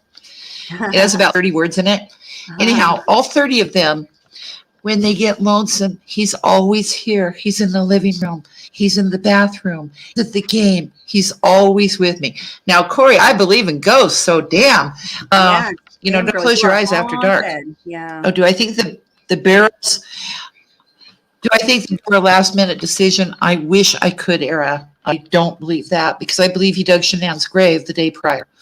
Yeah. And I tell you that because at this point, it's hard to look back in the summer of 2018, but. Oh, hello. I just lost her sound. Can't hear you, sweetie pie. Kathleen, where you go? Oh, she's still there. Oh, device is not connected. So if something happened with your device, my darling, if you're able to reconnect that device or have Mr. Tim reconnect it for you, we'd love to hear what you have to say about that. Oh gosh. The Watts case really is, it's such an emotional case that has so much passion that accompanies it. And, you know, having a channel called Watts the Obsession for the past 2 years, I have definitely been witness to the amount of passion that accompanies this case, and the differing opinions and the drama and the people huddling into their corners, and they won't cross this line, they won't cross that line. And it's maddening in a way, but in a way, I think it is good too, because if a tragedy, a horrific, egregious tragedy like this does not invoke passion and humanity, that's a real problem. Are you there, Kathleen? Oop, I got to add her. There you go. Yeah, I am. And I wanted to say, I'm so sorry I fidgeted, like Tim told you I do. I have a fidgeter. Anyway, Tourette's. What I wanted to say about the oil tanks, no, they weren't, because he dug the grave the day before. The ground was like iron back in 18. And I went out to the site and I tried to put a spade in it, and I'm tough. I work out. I couldn't get it. You couldn't dig even a 3-foot grave in the time he had. So I know he did it the day before, and I think he took the girls out with him to see it. He had them that day because she was in Arizona. And, you know, the oil tanks, if he could have put her in the oil tank, he would have, but he couldn't get her up the stairs or into the hole, because the oil tank, you know, another couple days and Bill and Cece would have been, you know, disintegrated. Not there anymore. Yeah. Yeah. Thank you for saying that. Yeah. Oh, there's Eric. There's Eric. So Elizabeth, we're Richins, I'll have to look into this Richins woman. I just made a video about it. It's just the Kouri Richins it's details, good too. 101, half an hour, all the details you're going to need to know up until this point. It's a really crazy case. And when I first became aware of this, and we were talking about it I wasn't sure exactly what it was in my mind that was making the connection, but I was like associating it with very like Wattsy style. What is it that makes you think Watts, Kathleen? Okay, well, this is the new Watts case. And the reason it's the new Watts case is because Kouri Richins is a very pretty woman. Shanann was beautiful. Shanann's the reason that the Watts case became the Watts case, this beautiful young woman. I assure you that as famous as O.J. Simpson was, if Nicole Brown Simpson had not looked like she did, no one would have ever heard of it. Another ex-athlete kills his wife, whatever. So this is the new Watts case because of her. Also, there is a ghost in the background of this case. His first wife was not just a pretty girl, she was breathtaking and a amazing young creature. Youngest, hottest advertising. I mean, she was on fire, a great athlete, incredibly beautiful, wonderful family, died this horrible, violent death. And his family didn't like the princess he was married to the first time. And his first wife really was Princess Diana. Here's I'm a not picture kidding of her, you. right? She's Julie. Thank you, Jeannie. Jorgensen. Yeah. Yeah. And oh wait, here, let me pop the volume for a second here. It's just going to be like it's going to be a literal minute. Okay. To do with Eric Richins' previous marriage. Eric Richins was married to a young woman named Julia Jorgensen, and their marriage lasted 4 years. It was in 2011, after their divorce, that Julia Jorgensen met a very unfortunate fate when she was at a stoplight and she was rear-ended by a gentleman driving a truck at 70 miles an hour. Apparently, his windshield was all frosted up and he had been smoking some marijuana and wasn't able to see clearly and rear-ended Julia Jorgensen, and her injuries were fatal. And in 2011, she passed away. At age 20. Such a tragic story all the way around. In her car. All of these young people losing their lives for these absolutely ridiculous reasons. Okay.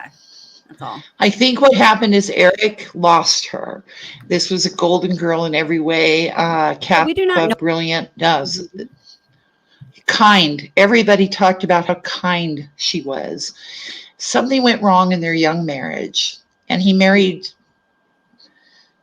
a lesser type of girl. There's just no other way to put it. Okay. Yeah. Julie was the youngest, the salesperson of the year at a multinational company. She'd have been pulling down 7 figures on her own in no time. She came from a spectacularly good family. And Kouri Richins poisoned her husband to death. There's no competition, no correlation there. Nope. And she, none. And Julie was, she was devout. Something went wrong. And he lost her, and it made him think he would be safer with a girl that he was taking out of Home Depot and a pretty poverty-stricken background to $1.5 million house the minute she married him, with a maid who she complained about, and all would be good, except that she didn't love him. She married him for the money. And I'll tell you what, I have to go, but Eric Richins' biggest mistake was not telling her he had changed his will. That would have saved his life. Yeah. But I think he was afraid of her, actually. Irony. Yeah. Yeah, it really is. So that's another thing. For all of us with husbands and children, we always need to let them know that we have, our life insurance goes to the dog who's in custody of such and such. It's really important that your children and your spouse always know the life insurance goes to one of your animals. So there's no point killing you. Yeah. So there you go. Right. Yeah. That's right. And if they're real nice to the dog. Yeah, absolutely. People keep saying, "Oh, this is a good question. This is a good question." So originally it was Garden Girl, I believe, who asked. And hi, Garden Girl. Thank you for asking a question, for being here. Hi. She wants to know. Okay, wait. Let me read the original question. And thank you, Jeannie. I appreciate that. But the way that she worded it, I think she's going something specific. Okay, here we go. I read Kathleen's book, and she wrote that she thinks that Bella threw up near the oil tanks. Is that something that there's proof of? Did they find vomit? We did find the vomit. It was in, I don't use Discovery, except obviously I read it. And this book had this case had 1,927 pages of Discovery. They did find, they found, Christ. Sorry. They found, you don't invoke her name. At any rate, they found pink vomit by the oil tank. And here's the thing. It could have been Chris, except that the girls were the ones who'd had a pink drink the night before. They didn't analyze it. But yes, I I believe it was Bella's. It was a small amount. She was a little tiny creature, and she was so scared. And have you ever vomited from fear? It's not uncommon. And she was scared because, okay. Why was he cleaning sand from them on Sunday? Okay, good question. He did take the girls out to do it. It is a great point. Because they, like you said, Hera, he had taken them out there because he was digging her grave. He probably had them let them help, daddy's digging something. So yeah, Was there that's any why other they had way to sand on them. explain the sand that they had on them?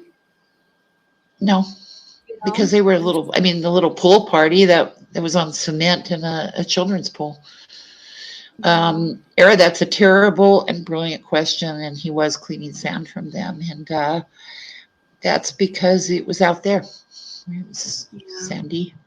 Sunflowers grow in the sand too. But he couldn't have done. I tried to dig 6 inches, and it took me 2 hours. And the way the ground was then, it was cement. I don't know if you guys had a drought on your side of the country, but we sure did here. Yeah. So he dug the grave the day before. He had the girls with him. Remember, he picked up that thing, stick for the football entertainment package or whatever, from his friend, stick. and the girls were with him, and then he went out there. Here, there's a question. I was saying to Serena, I'll try to answer it later, but I want to know your opinion on this. She asked, I don't want to overwhelm. You're good. You're great, Serena. Welcome. I'm glad you're here. I do wonder if anyone knows. No, I agree. Chris' family did not hire Chris' legal defense. Do we know anything about that? Yeah, I know a lot about that. Yeah, I thought so. Interestingly, Serena, and you do ask very good questions, not to mention you're an incredible tennis player. But sorry, I know you hear that all the time, but it's a cool name. I liked Cindy, and I wanted to help her, and I know some top criminal attorneys. My best friend's a top criminal attorney, Ann Brimner. She wasn't interested in taking it, but I found 2 others who were absolutely brilliant, one of which was Betty Broderick's attorney, and Norm Pattison, who's one of the best in the world, Connecticut. And Chris didn't want to talk to them. And they were going to take it pro bono just because, huge publicity. Because Chris knew that he was just shrieking out of all of those little lies and trying to save his face to his mommy. And, He didn't want to go through the everything was humiliation. exactly as he wanted it. Yep. Yeah. Exactly. He didn't want to go through the humiliation of a trial. That's right. He doesn't like people saying mean things about him, me included. No, that's right. Yeah. I'm sorry that he, liked Sherilyn's book and not mine, but these things happen, everybody's a critic. So there you go. Oh, you I are can far sleep too at night. advanced human being for him, seriously, though. No, just, you think his mother would have got a lawyer if she'd gone there instead? Wow. Hard to call that one. Jody, here's the thing. Cindy she doesn't lie. She really doesn't. I think she might have gotten a little crazy later on, but she never lied. And I don't think she would have found an attorney for him. I don't think she would have found an attorney. She was devastated by the crime.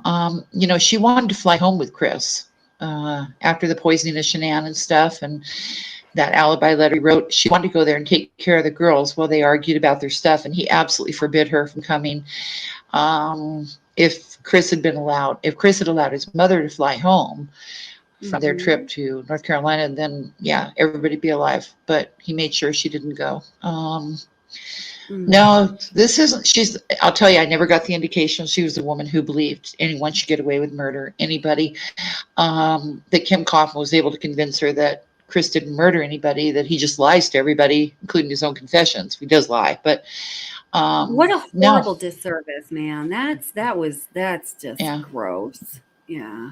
So that was an excellent question, but no, I really think she wouldn't have, actually.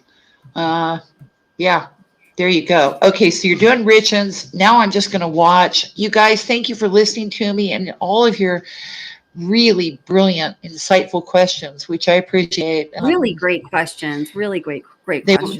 They were just excellent questions, and thank you for thinking of all of them. I think we all do, and we always should.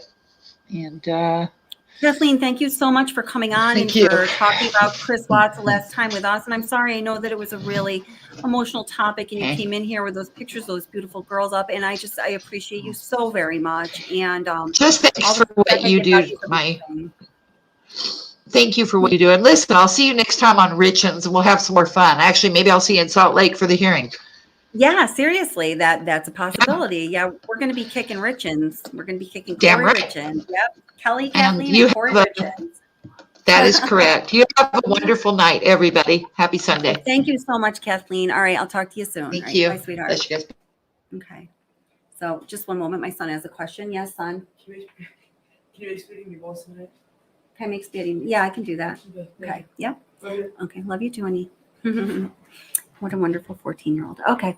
So yeah, well, you guys did have some great questions. And hello, Validation Boy and Hochi Winner. I just want to say hello to you again. I'm so happy. Oh my gosh, Cecile as well. Wow. How great. Miss you guys, man. And I just saw questions here. Ara says something about the Lindstroms. Oh, let me see. His child in the police interview, you can hear him say he thinks that the girls are in the hole. Yeah, that's right. So, children can be, well, first of all, sometimes they know things that other adults might not know because an adult might do something shameful in the presence of a child, thinking that the child would know more or less, right? And also, I think that children are absolutely connected and intuitive and know things on a, like they call it, when practicing yoga, the part of your brain that we try to awaken is like called the antique brain, the older part of the brain you don't use as much because we're so frontal lobey. Children are very active in that part of the brain. And I think it's very possible that child could have known something that, a typical adult would not have known. So that's a very good point. Again, Ara really coming in with the awesome details and points. And Garden Girl, we're very glad you're here though. We can keep, do you guys want to talk Watts a little more? I know, this is Watts the Obsession. I've intended to change the channel name like 5 times and I just can't. Somebody's always like, it's bad for the brand, or I'm just like, I just don't feel like it's right to change it, or I don't know. But here we are at Watts the Obsession. I haven't talked about the Watts case in a while, so I would be happy to discuss it a little more if you'd like. And Kathleen, it's just so wonderful to have her on here. She is such a wealth of knowledge and she's so passionate about the case and she's smart and funny as hell. Yeah, we haven't talked about Watts in a while. Hey, Colleen Keating. All right, bring it on. Let's talk Watts. Does anyone want to come up on panel and talk Watts? Oh, you guys are welcome to do that because I have talked about so much Watts. Just kidding. I could always talk about Watts. You guys know that. Oh my God. But there's a link for panel if you would like to come up and rather than type, talk. So I'm not going to be staying on a super long time tonight. So maybe if you come up a panel like five minutes-ish, something like that. So Jeannie Ramsey votes Ara and Molson Man. And I also vote Jeannie Ramsey. Come on up, people. And Gregor, come on up, everybody. Let's have a powwow. There it is one more time. Just kidding. Certainly don't feel pressured. But I would love to hear from you, and I know everyone else would too. Validation Boy says, let's talk about the new case too. Okay. This is what I know about the Kouri Richins case. What is in the 35-minute video that I put out the other day? I really tried to pull all of the details that I learned together from researching and reading the arrest affidavit and the whatever I could. And I boiled it down into 35 minutes. And honest God, I don't know many details more unless Jeannie Ramsey or Kathleen has told me in the past 24 hours. But we could definitely talk about it too. Oh, you're too shy. That's so sweet. That's all right. Oh, and if you do come up, you certainly don't have to turn your camera on either. But now somebody's got to come up because I can't put my invite for the link out there. None of y'all come up. Come on now. Let's see. So Colleen Keating says, so what are your thoughts on SR calling the kids' school that morning? Now that's a very good question. And hey, thanks MB Gal. I really appreciate that.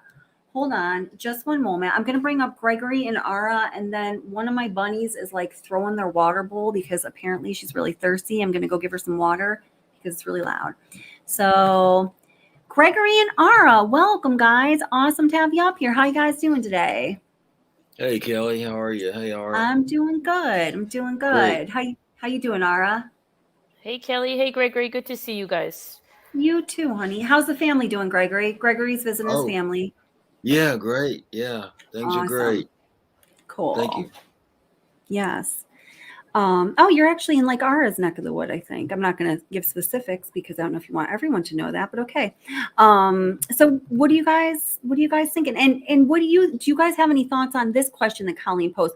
What are our thoughts on Sandy Rusick calling the kids' school that morning, the morning of the Well, tragedy? She just wanted to make sure where they weren't before she assumed where they were, just like, wouldn't that be the first place you called?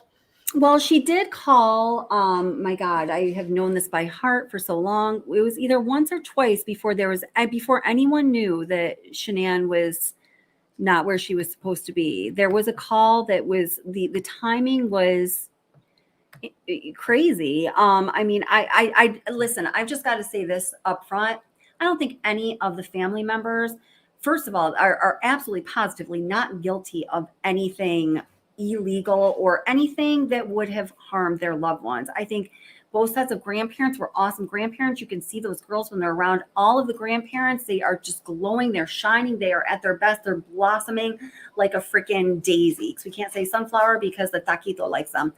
I don't think they've done anything wrong. I don't think it's anything nefarious.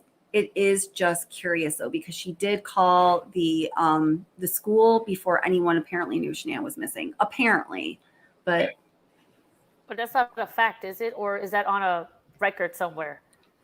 It's in the discovery. It's on the record. Yeah. Yeah. Figured. Well, it's according to the director of the school. Yeah. Right. Mm-hmm. But then the director of the school, so they knew exactly what time the children were missing. Because go ahead. No, but think about it. Like, so then they knew exactly when, but the director, the director gave the statement when? It was later on in the investigation, right?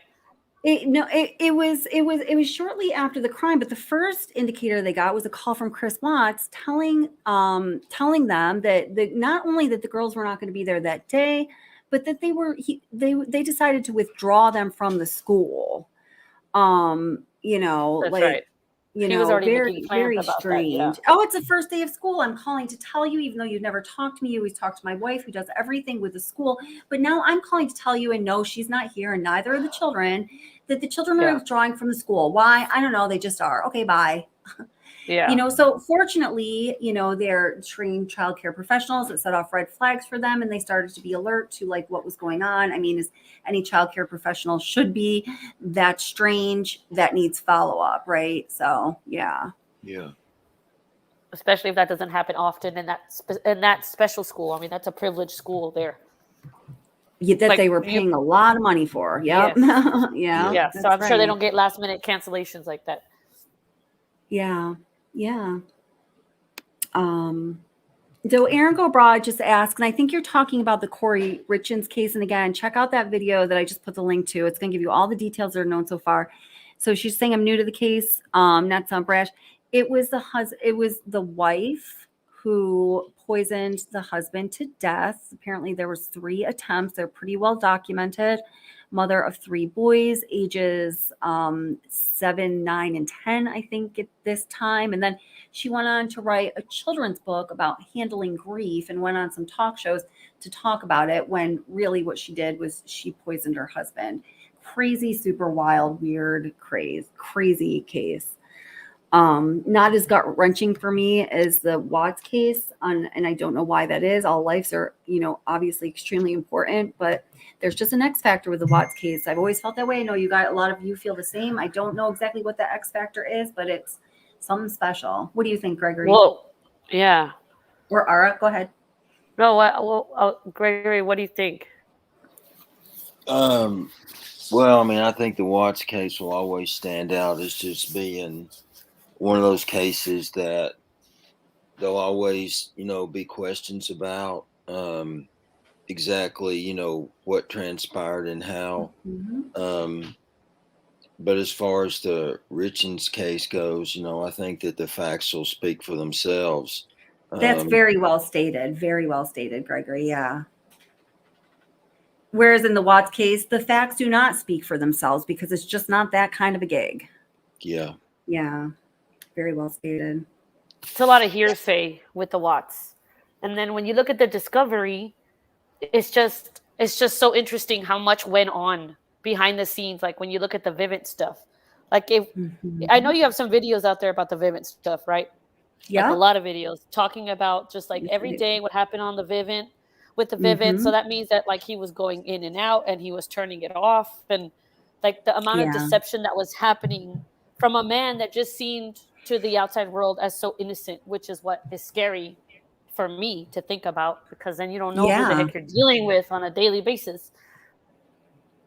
Yeah, no, I mean, it was very clear from all of the information that we have from Vivint, from the alarm system itself, in combination with the documented calls that he made to the alarm company, combined with what he said to Shanann when she would make an inquiry, like, you better have that garage door sensor fixed or I'm going to kick your ass. She was starting to get a little like huffy about it.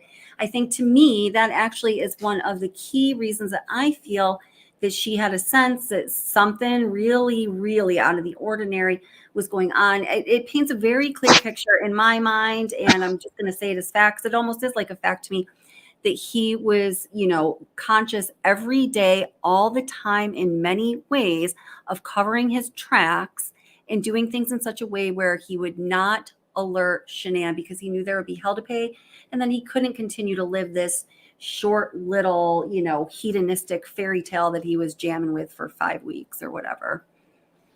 I Yeah. want to ask you guys something. I want to know, when you guys, your opinion, when do you think that Chris Watts like cracked? Like when do you think, Hmm. in quote, the cheese fell off the cracker? What was the I moment don't think the when he cheese just fell off the cracker. I think it was a slow burn. I think it was a classic psychological slow burn decay. But but what there do you had to have think, been a Gregory? moment. There had to have been something that he just said, okay, I have to do something about this. All right. Well, I think it wasn't a moment, but it was more so. It was more so a an of kind of an ongoing event in a period of time, and that was when he went to North Carolina, and I think he was starting to realize, Chris Watts had this habit of he'd have one strong and primary woman in his life always, and whoever the previous was, he would just dump like cold turkey, hot potato. So I think he was starting to realize that he did that to his mother a little bit, to the degree he can, and that he hadn't treated his family so well. I think he truly did want to. He was craving spending time with his family because he was unhappy with his life, with his home, with his finances, with his marriage. And when he got there and Nutgate flew out of the gates like a racehorse, and he was told in no uncertain terms that his parents were evil, that it was not her dagger, it was his family's. They've done this and that wrong. If you want to see them, go ahead, but my children will never see them again.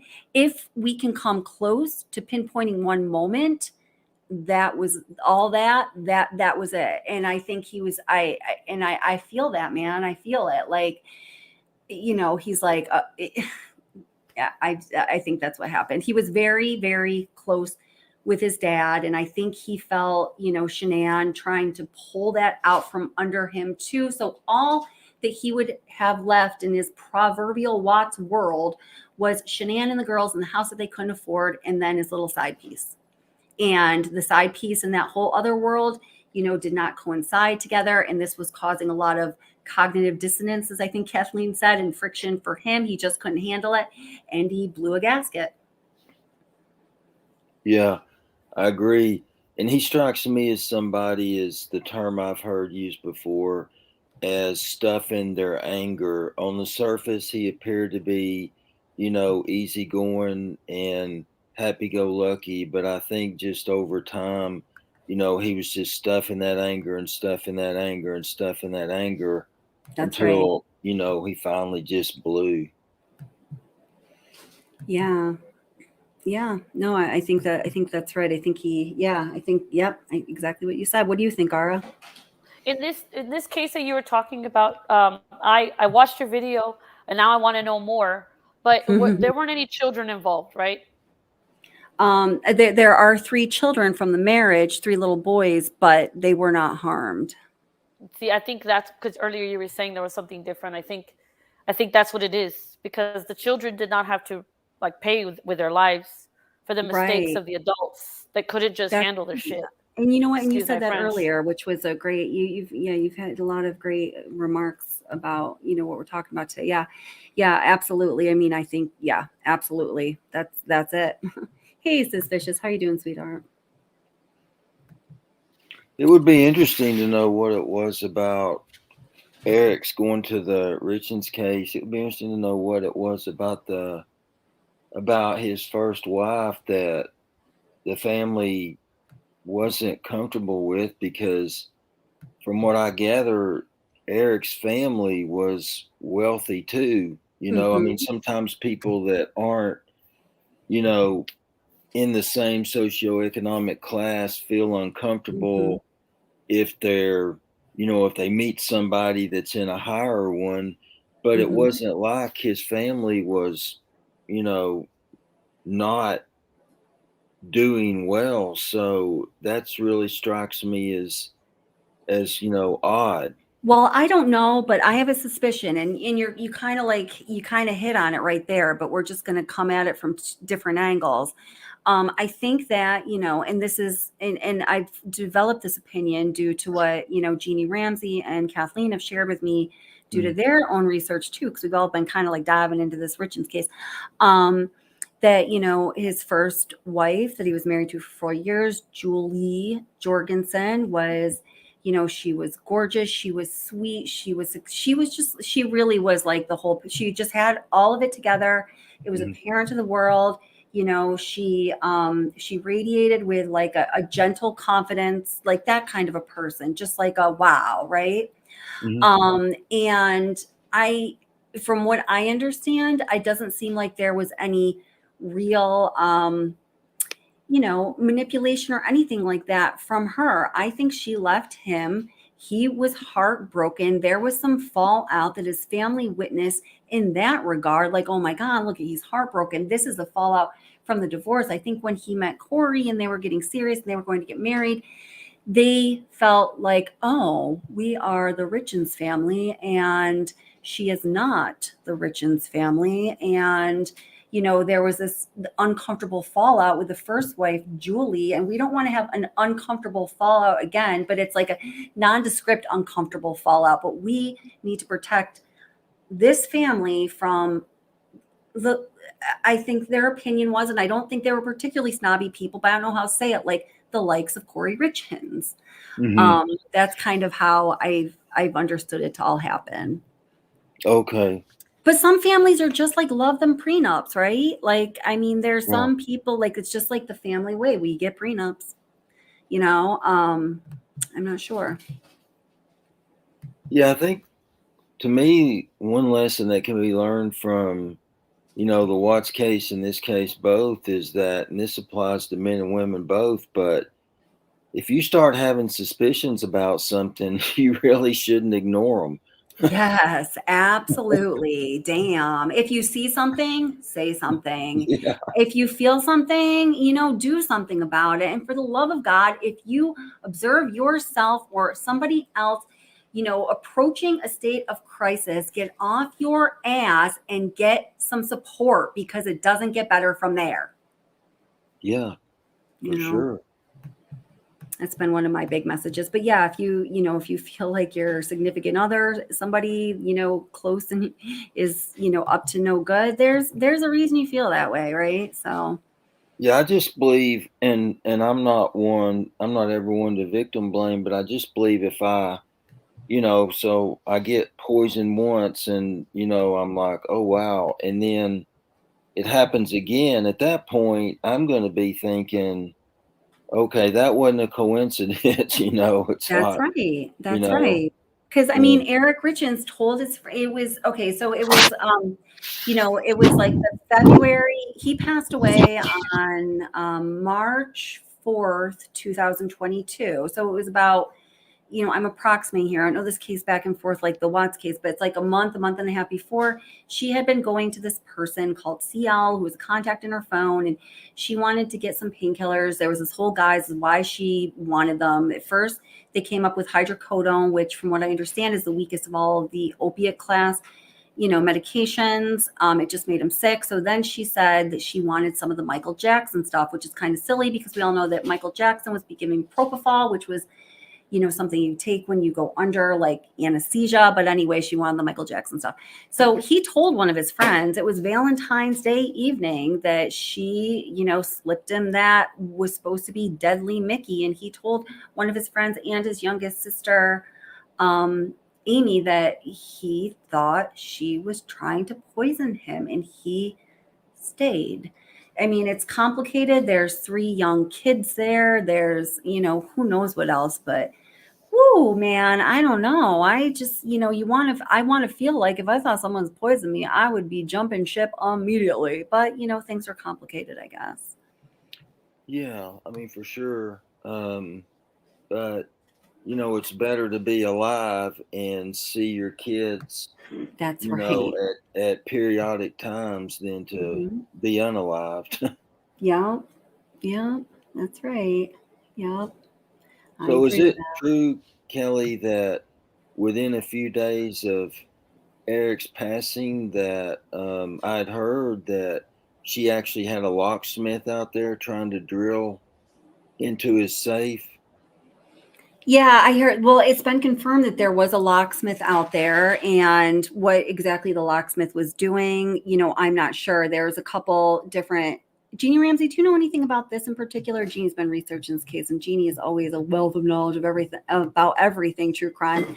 There was a theory about the safe, and then also, the Eric's oldest sister, Katie, along with some other people, stayed at the house for a couple nights after his passing. And it was just the following day, Kouri holds a family meeting. She finds out that she was booted out of the $3.6 million will and everything else, not a dime to Kouri, which is pretty extreme. If you're thinking about it, this is the mother of his 3 children. He was the primary breadwinner. So for him to cut her completely out of all financial gain and benefit, that's pretty extreme, don't you think?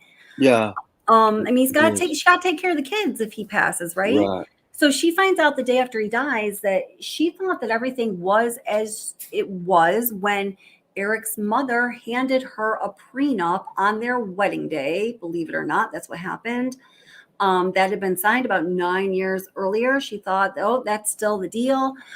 It was not the deal. The deal had totally changed. He had established a living trust. He had put his sister, Katie, who was just a year younger than him, in charge of the living trust. And she found that out. So the sister is still there and some other people. So the next day she's like, yo, man, you got to leave. She probably didn't say it like that, but I need time to, grieve on my own, which in a way, guys, I think I kind of understand if all of this other stuff didn't happen. And then at that point, I guess the sister kind of, she's like, well, you know what? Actually, bitch, this isn't even your house. And, just kind of really laid it on her. So actually, this is not your house. This is my house. So why don't you leave? So you could also imagine that there might be some things done with the locks. Yeah. Yeah. But because I was looking at what Jeannie said, I mean, she did have her own business though, right? She did. Yeah, she was a real estate agent, and she had become, I would say, it was, kind of my perception of her. And again, Jeannie might be, I think Jeannie is better researched than I am. And if you want to come up, Jeannie, you're more than welcome to. I'll put the link up. I think she definitely has researched this more than I have. My sense about it was that she was kind of starting to be successful real estate agent, but there was this one house that it was the only known, as far as I know, and there might be more out there by now, point of contention between Kouri and Eric was this house that she wanted to flip, this $2 million house. It was just basically the, shell of the house, 8 bedrooms, 11 and a half baths.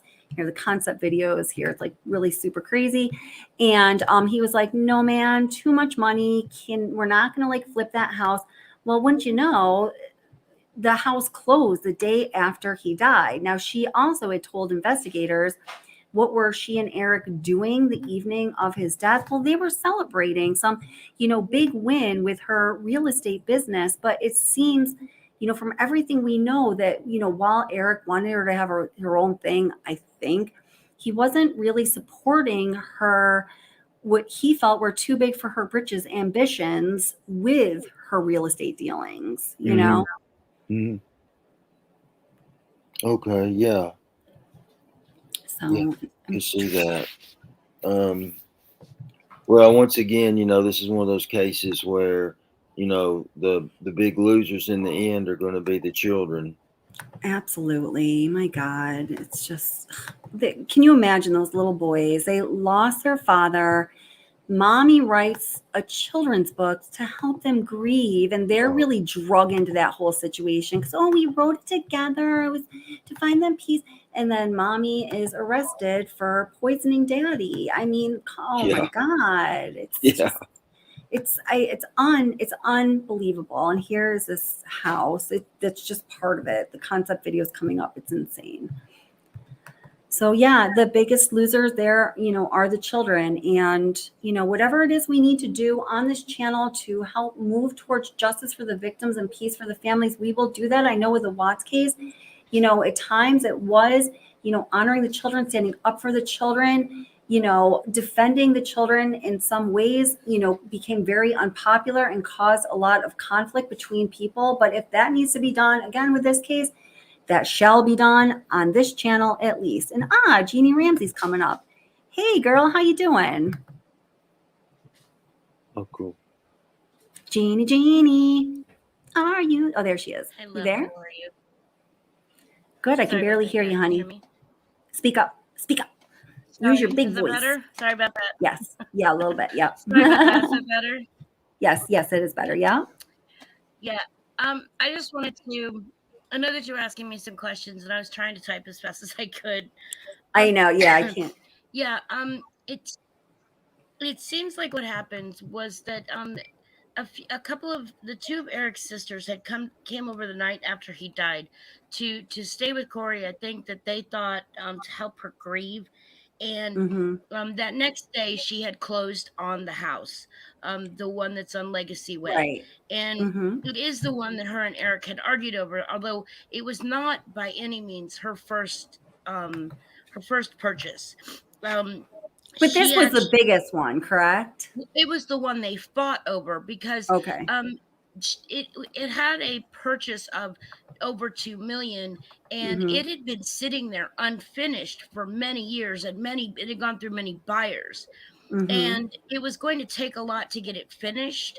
And so Eric's argument was that it wasn't a good deal for them. Investment. Okay. Also, part of his problem was that he had just found out, he found out that in 2020 she had taken a home equity line of credit on the Camus home that they owned that was in his name. She had actually forged his signature and taken out a $250,000 line of credit and spent it, and then taken out another $100,000 out of the bank account and $30,000 on his credit card. So she was supposed to be paying that back, and then he just before Wow. they started talking about the house, found out that she had also not paid his taxes, which was another $134,000. So Wow. yeah, she owed him just in that over $500,000. Wow. Wow. So he didn't think that they should take on, and this was going to be them personally, not her realty company, but them personally take on this debt. So he didn't think that they should.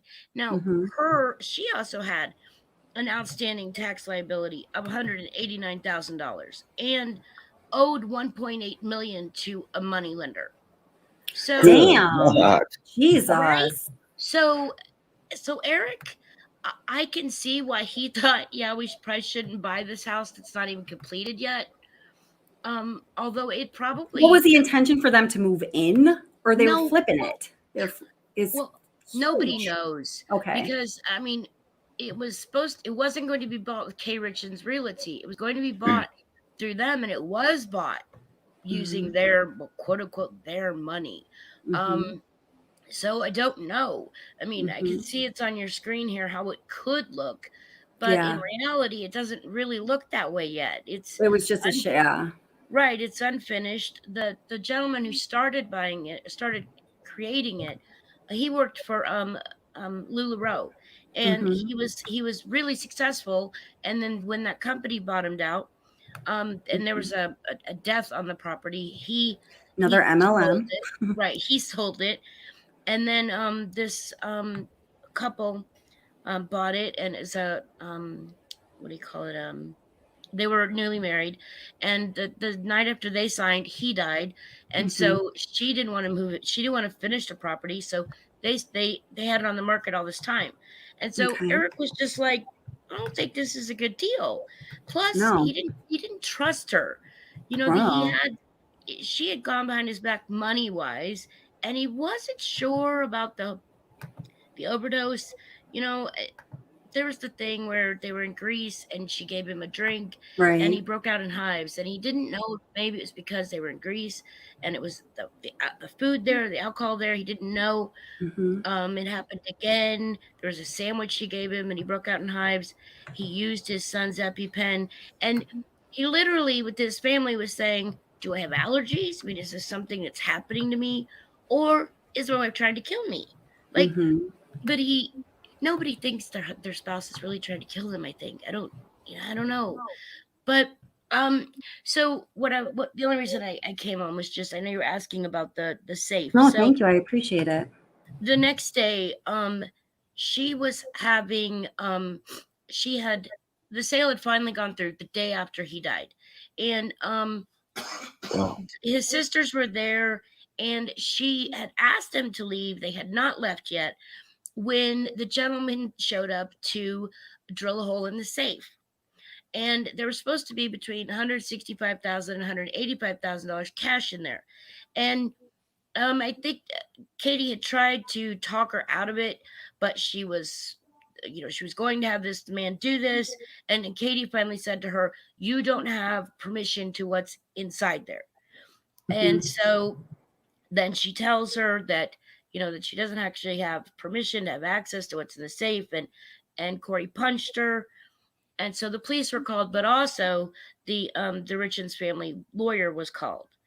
And that's when Kouri found out that there was, and they actually brought the estate planning lawyer to the house right there Mhm. while the gentleman was there to Mhm. drill into the safe, because he was like, I'm not going any further if there's actually an issue here. And they And found then out. she found out for absolute certain that it was Yes. not the terms of the prenup. Yeah. Well, and what he had done, and the prenup said that she couldn't get anything that he had made before or after. But what was supposed to happen was he had a $1 million life insurance policy that he knew about, and $500,000 was supposed to go to her, for her and the kids, 500,000 to his business partner, and the business partner was supposed to turn around and use that to buy Kouri out of the business, so Kouri Mhm. would get the whole 1 million. Mhm. And then the other 2.6 was just profit shares in his part of the company. Mhm. So all he did was just create a living trust and just put that into a trust in case something happened to him, so that it would still be there for the boys. And he did put his sister on his life insurance policy. Mhm. And no, she didn't know any of that. And I think the moral of the story is that if you take your spouse off of your life insurance, tell them. I mean, Yeah, but the way that Charles he Ballard would be alive restructured the today. living will was also very much like in direct opposition of the terms of the prenup, like Yeah, in many yeah. ways. So it wasn't like in my perception of it wasn't just like, oh, these things kind of shifted around. It was like a massive slight, like backhand to the face. Oh Like, yeah, yeah. yeah. Yeah. That's how I Yeah. see it too. Yeah. Yeah. It really was, because the prenup literally said that if they divorced, that that she would get it didn't say she would get nothing, but it said that if he died, it Right. said she would get the 3.6 million, the 1 million, and the 2.6. And Mhm. so what he did was, basically, if I die, it's going to go into a living trust. If we divorce, then we'll scrap it out.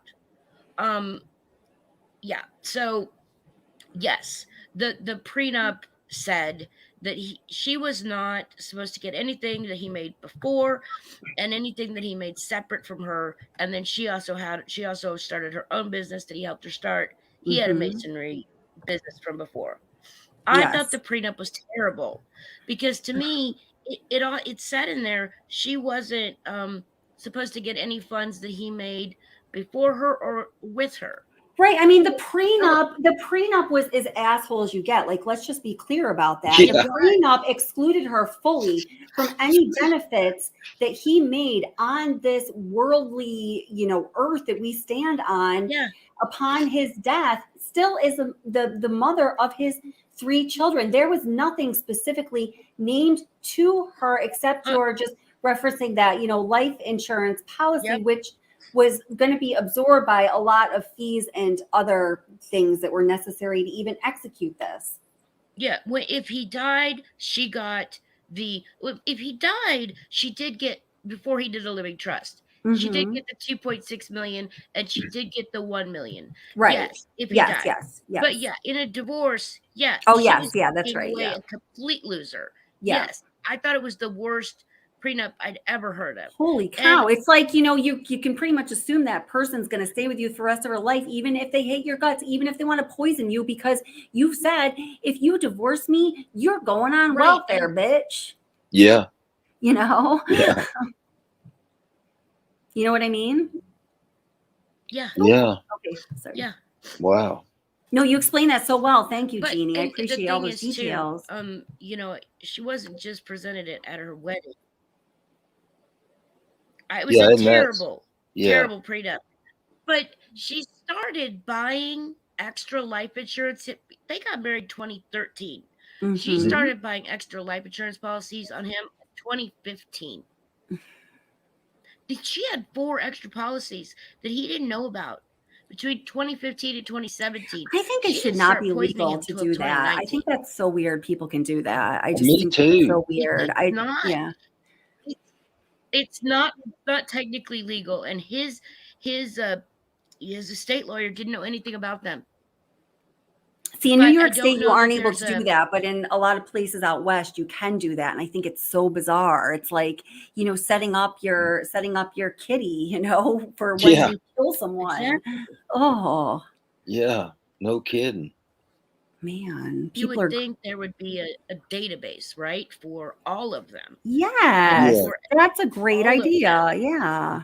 so that You when would. someone dies, you just check one database. But yeah, so because she was supposed to have had yesterday. Today's Saturday. Yeah, Friday, Yesterday. yesterday, she was supposed to have that detention hearing. Yeah, and they were going to decide if she was going to get bond or not, and they found the 4 extra life insurance policies, and so they canceled the hearing and they upped it to aggravated murder, because in Utah, if That was the approved, content of the article that you sent me when I was at work and didn't have time to read it and forgot to yeah, go back to it. I should have read the damn thing. Thank yeah, you. yeah, if Thank they you. can prove in Utah that if it's for monetary gain, then they'll go for the death penalty. Wow. Oh, And wow. and they're not afraid to use it. They actively use it, as opposed to some states that sometimes use it, and that's why they upped it to aggravated murder. Yeah. So I have an idea. How about we move Alec Murdaugh over to Utah? Really? There you go. Exactly. Yeah. Oh, Holy cow. Man. wow, Jeannie. Wow, that was very thorough. Thank you very much. thank Thank you. you for all those details. You're welcome. I was like, I can't type all that. That's not gonna No, happen. no, I couldn't have read all that either during a live stream. Thank you. I appreciate it. Wow. You're welcome. So what are your thoughts on, do you think that I know with talking to Kathleen, what do you think about Eric? I wasn't sure about Eric because I keep hearing these amazing things about his first wife. And so Mhm. I kept thinking, and then, there's the prenup that gets tossed on Corey. And so I kept having to think, how did he lose Julie? Was he a bad guy? Was he a bad husband? Was he bad to Corey? Was that why she killed him? This was before I knew Mhm. about these 4 life insurance policies and all of the money. And oh, I forgot to tell you too. So those just Oh came no. to surface like in the past few days, at least Right. to the public. Wow. Right. Okay. Because I Yeah. was thinking I was thinking to myself, I wonder if he's a bad guy, Yeah. and then I find out not only was she stealing his money, she wasn't paying his taxes, she wasn't paying her taxes, she wasn't doing any of this. And I thought, so I don't know. I mean, I I think what you were saying in the beginning is right. I think Mhm. that I think Corey was, I think the Richards family could see from a mile away why she married him. And I think Mhm. maybe he married her because he thought he might have an easier time of it. I think what Kathleen said was right. Maybe Mhm. this time around I can keep her if I don't know. I don't know. I Right. can't He get knew what it felt like to be, to be living in someone's shadow. And this time it was going to be different. And it was going to right. maybe right all of the wrongs that existed with his first marriage in his It, mind. it could have been. Yeah. I'm still trying to get a read on that. Because if you read their obituaries, Eric's and Mhm. Julie's, they seem Mhm. incredibly matched. The way they grew Yeah. up, where they went to Mhm. school, even like the sports they competed in, they were both avid outdoors. Um, Mhm. uh, they seemed incredibly matched, and they were both LDS, and Mhm. it just okay. They were 20. She was 24 when they divorced, and that's Mhm. incredibly young to give up on a marriage, especially in the Mormon faith. Oh Um, yeah. I Yes. I mean, they've got classes for fixing your marriage. I mean, Hmm. I don't Like lots of them, like all day long, any time of the day you need. right. So Yeah. so I don't know. Oh. It makes me wonder Hmm. what was it about Eric or what I've talked to people about Julie. I've talked to a lot of people about Julie, and I keep getting the same feedback, and it's that she was incredibly kind. She was Mhm. known as the prettiest girl in school, and she did not have a mean bone in her body, and you and I both know she could have been. Yeah, So absolutely. Yeah. I Mm. don't know. I don't know what I think about Eric. I don't know. I'm trying to So, get a read so on she him. actually left him. She actually divorced him then. Ah, it was considered amicable, and they She were filed the supposed papers. yeah, and they were supposed to have parted as friends. She filed the papers. Mhm. But then there you go. Just not even it wasn't even a year later, he married Corey, and Wow. reports came out. I believe they came from Corey that she was presented the prenup because Eric's first marriage ended in such a nightmare that his family wanted him protected. Now, that could have been Corey saying that to her girlfriends as a reason why her mother in law didn't trust her. That might not have been actually their reasoning.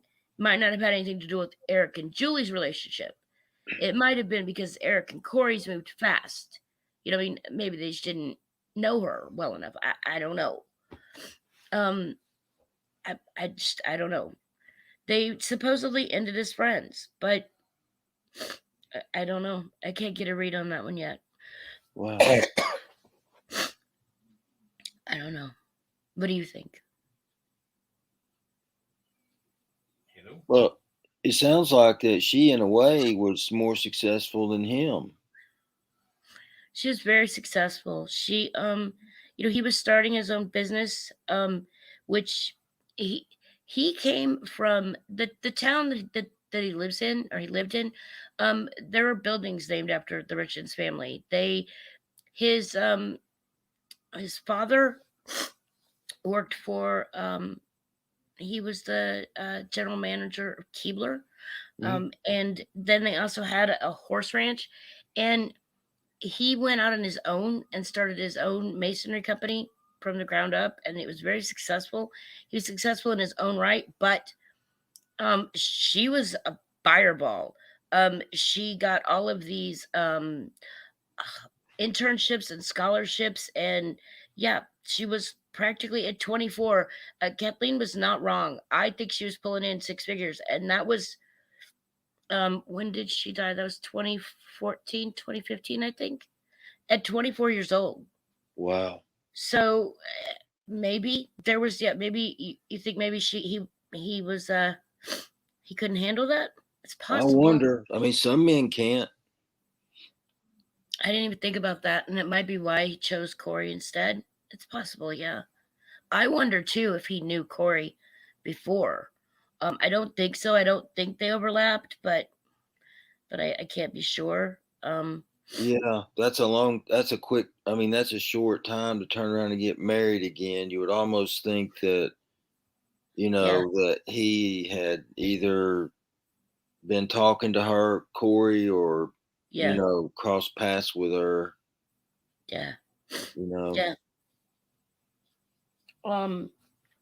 The woman who says that she introduced them said that this woman and Kouri both worked at the Home Depot, and Eric would come in there to get his supplies, and that he was a contractor locally, and that they would look at each other. They were really shy, and so finally she just told him to go talk to her, go through her line, go through her checkout. Oh my God. And so he did, and so I mean, Jeannie, I was muted, I think, as you were saying that. I was literally playing it, and I was like, oh my God, how you were like literally like mouthing the words this woman's saying. I'm like, how is she doing that? You're so good. I wasn't even looking at the screen. That's crazy. Wait, hold it. Let me. Just me and Gregory talking about ourselves here. That's so funny. I didn't realize I was mute. I unplugged my mic because my quinoa and vegetables from like hours ago was still in the microwave. Here, wait, listen for a minute. That's so funny. What this coworker had to say about their meeting. I could tell he was interested in her because of his employees would come in and go, oh, Eric kind of likes her, but he's afraid, and this and that. And I said, well, tell him to come in and talk to her, So he did, and they ended up going on a date, and that was it. Those who know Kouri and Eric said that it was like Eric won the lottery when Kouri agreed to go out on dates with him, and eventually, I don't know, that audio is, I don't know if it's, I know why, because my hand is over the freaking mic. Never mind.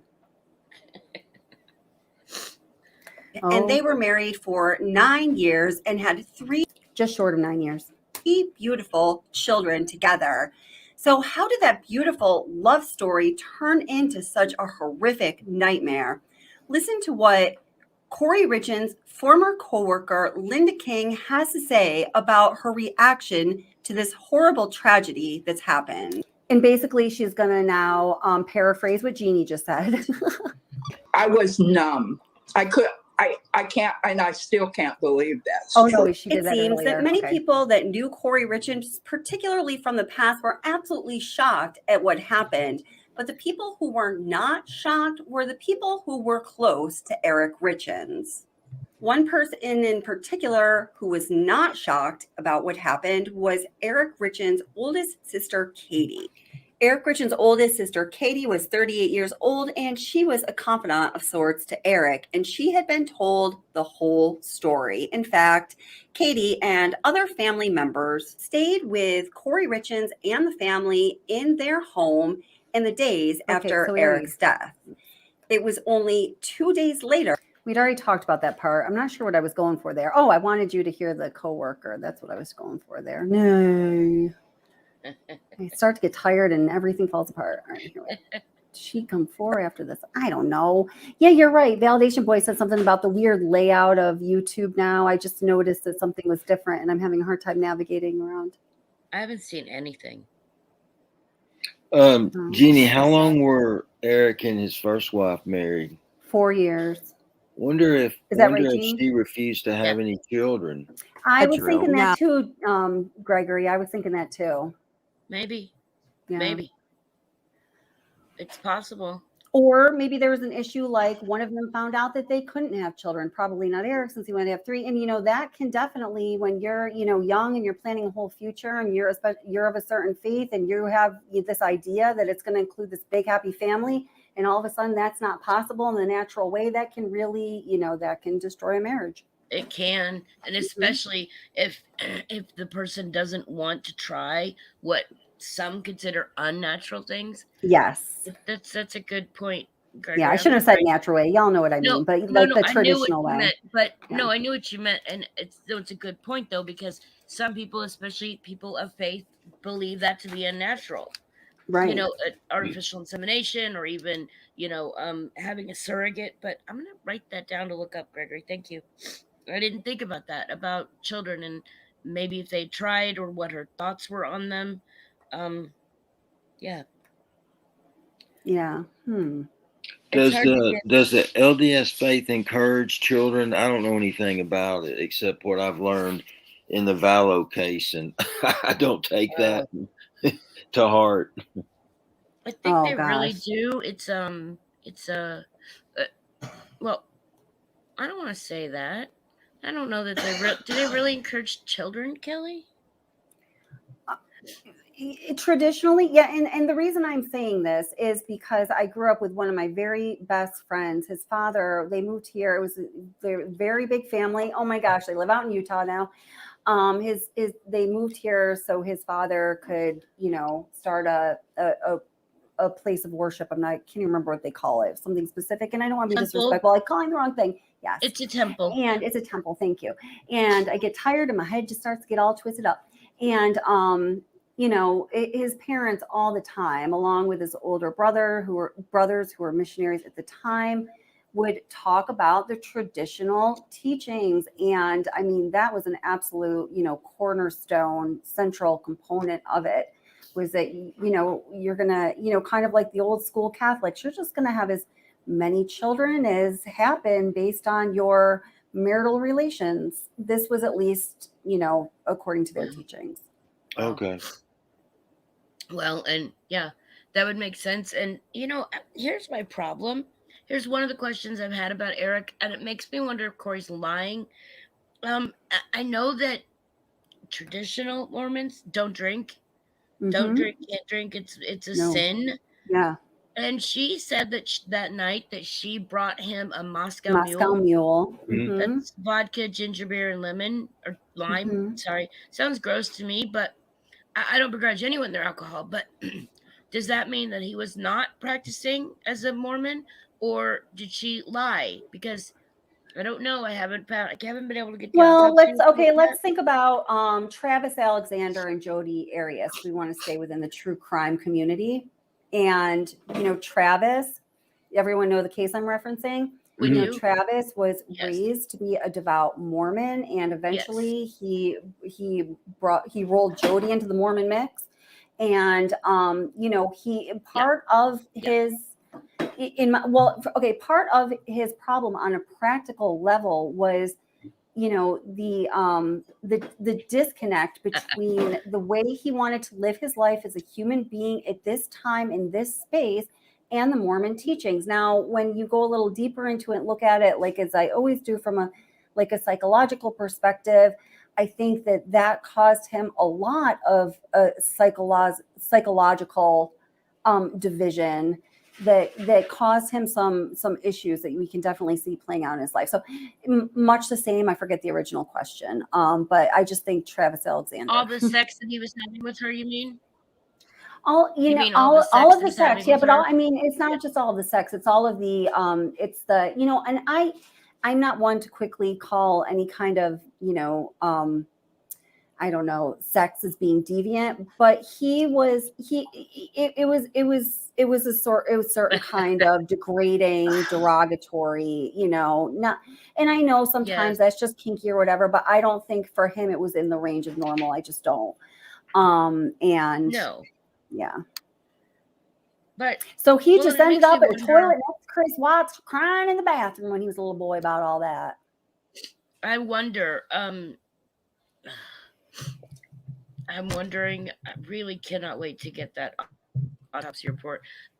Utah locks their files down pretty hard. You have to pay for them. So as soon as Kathleen gets out there, she's going to pay for them and send them to me, because I really can't wait to see the autopsy report. Really, I'm dying to know if he had alcohol in his system. I know that's not as big a deal in the range of things, but we take timelines from killers all the time, and then we end up having to question them. And I hate if we're taking, I hate taking assumptions from her. You know what I mean? Yeah. Well, I think Even that, we were talking about alcohol, Travis Alexander. So one thing we learned from him and his friends was that, just because you were raised to be a devout Mormon, strictly adhering to the teachings of your religion doesn't mean you're going to live that way. And I know the friend that I was just talking about, whose family was here and moved out to Utah, he is in recovery from being a heroin addict. And there was a lot of alcohol that accompanied that too. Yeah. So, I wouldn't be surprised if he was drinking. Oh, no, me neither. I keep trying to put that in line with if he and Julie split up because he wanted to be a good Mormon boy and have a lot of kids. Okay. Then would he proceed to go and drink? That was where I was leading with it. Not that I don't think that as a Mormon he might drink anyway. I didn't mean that. Gotcha. I was just trying to say. And it could have been just as much as he wanted kids, she didn't, and they found out too late, or they couldn't have them. Or, I'm trying to look at all of the points where kids come into it. Yeah, I know. Good And question. Yeah. Even the drinking. I mean, it could have been that she was literally a devout, practicing Mormon and found out that he wasn't, and felt that they were. I could see that in her personality type. Yeah, another good point, Gregory. I could see that in her personality composition. Yeah. Could be he wasn't devout enough. It could be. Yeah. But we could be wrong, but I could see it too. Sure. Yeah, I could see that. Yeah. Wow. Yeah, as we thought, this case is not going to disappoint as far as twists and turns. No. I don't know. I thought it was very vanilla until that news report came out on Friday, and I literally, I was drinking something and I spit my drink everywhere because I was like, wait, what? She had how many insurance? I was like, come on, girl. How many insurance policies does a girl need? That is wild. And I saw that article. I read your message. I was literally on my way into a meeting, so I didn't read it. I forgot to go back to it. I got to catch up on that now. That adds a whole different angle to it for sure. Well, and I'd really like to know where's all the money, because I mean, when you add all of that up, the $250,000 line of credit, $100,000, we'll just round it up. The $500,000 showed him. Then also the $130,000 for his taxes that she didn't pay. The 1.8 that she owed a creditor, her tax liability of $189,000. I mean, where's all this money? I do have to say, this thought did cross my mind. If you wanted fentanyl for whatever reason, would you know the person to call who's going to come up with it within 48 hours? Because I wouldn't, but she did. I'm just saying. Yeah. She did. You're right. She did. She did. You got to wonder about that. I found that to be really strange. What's that? Yeah, and it wasn't the first time she'd called. She had called and said that she wanted something and got it, and then it wasn't strong enough. And the conversations were so very casual. It wasn't like, hi, somebody referred me to you because or whatever you would say. I don't know, but the conversations this just really struck me. I just felt like this was a very familiar situation she found herself in for one reason or another. Yeah, she said, I have an investor. He has a hurt back. Can you get me something? And they were like, oh, yeah. Like, there wasn't even a discussion about what or how much. Right. You know? Just, oh, yeah, I randomly got $900 to just give you. Okay. 15 to 30 pills. Here's 900. Let's do it again. It sounded like an established thing. It just did. Yeah. Wonder if they'll pull her books off the shelf. They have. Okay. Oh, they did, yeah. Or they did. I'm sorry, they did in most major, like Amazon and most major places that were carrying it. Yeah. I think that Kathleen was saying there at the end that she got the last purchased copy. Oh, really? She actually purchased it, and I told her, you're gonna have to let me read it. She's like, I'm not even gonna. She said, I like you too much. I'm not gonna let you do that. I'm not Because gonna it let was you do like that. 30 words. But Like, yeah, Daddy's in the hallway. Daddy's in the doorway. Daddy's in the bedroom. Daddy's in the bathroom. Girl, you better hope not. Wow. And how creepy is that? I know. You better I hope know. he's not. You're like, wow, man, you are really haunted by those spirits and memories. Yeah. She had a second book planned, and it was called Mommy, Where's Heaven? Oh, Yeah. Oh my God. I'm so glad that question was never answered. Yeah. Wow. Those kids. And I mean, they're seeing this, they're gonna see this. They're gonna, I mean, they're just little guys, They're just little guys. And I mean, by all accounts, he was like a great, really involved, excellent father. And he coached their teams. It was just, I mean, this is what makes this is like the stuff that makes you want to throw up. It's just so bad. And I don't know if what's worse, like living through it now or when they get older and all this stuff will still be out there. Yeah. Because it's not going away. No. There's going to be a movie of the week. There's going to be books. There's going to be, 2020 and Dateline and, after the trial hits, because I don't think she'll take a plea. I mean, unless they charge her with the death penalty and she does it to get death off the table. But I was looking, and it doesn't look like Utah does that very often. When it's specifically just for money, they get kind of angry at that kind of thing. Like, they don't like to back down. If you kill someone for money, well, they kill you right back. Alec Murdaugh. Yeah, they don't mess around. They even have an option of the firing squad. I wonder what the history of that is. That's really interesting. The firing squad? No, well, not. I mean, the whole what in Utah with if it's for, basically financial greed. Death penalty. I don't know. I don't know. But apparently, in most states, that it's the one thing that will automatically get the death penalty attached. I didn't know that. So apparently, you can kill for any other reason, but if you do it for money, then I didn't know that. Wow. I didn't either. Pretty crazy. Yeah, I just found it yesterday. So, I'm reading comments. Thank you, Serena and Edward, about Jack Mormons versus like real Mormons. And wow, man. Well, let me read you what Serena said. So this is kind of interesting. Serena says, I grew up around Utah LDS. If you aren't following church doctrine, there is a lot of guilt. No sex outside of marriage. If you aren't following Mormon doctrine, you are called a Jack Mormon. A Jack Mormon. Wow. Edward Schwenk wants to know if that's in terms of like Jack Daniels. I think that's who asked it. I don't know. A Jack Mormon. Huh. Interesting. Good to know, Serena. I'm going to have to look now. See, tomorrow I'm going to be researching Jack Mormons. There you go. Serena is a very intelligent person. I can tell this. No. I don't know if that's it, but it does mean that you're a drinker. Look at that. Oh, wow. So they'd see someone could have said to me he was a Jack Mormon, and I would have known what that meant. Thank you, Serena. No, I would never have known either. Nope. So it looks like the last Utah firing squad execution was June of 2010. Damn. And that was for unaliving an attorney during a courthouse escape attempt. Wow. Oh. Do they I don't know if they do. They said I was reading something last night that said that if they can't procure the unaliving chemicals for an execution within 30 days, then they will also do the firing squad.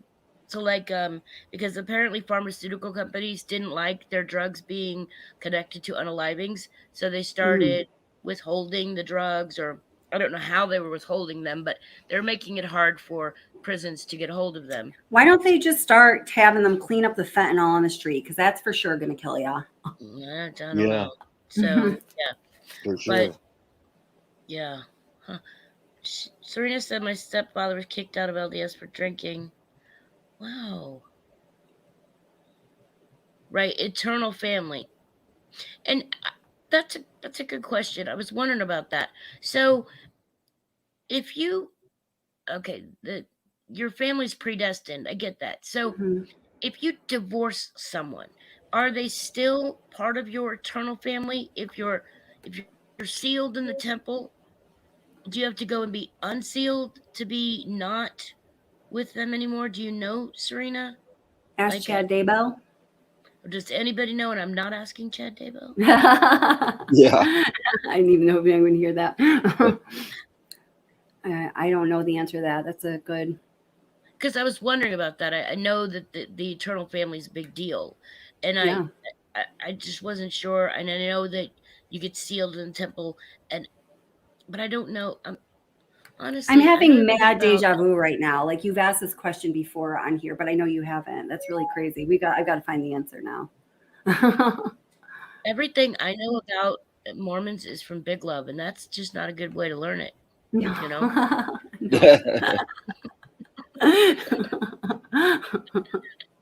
Everything I know is from, that one family that I grew up with. And I mean, everyone in that family went completely sideways. So I don't know what that says. And also Travis Alexander and Jody Arias.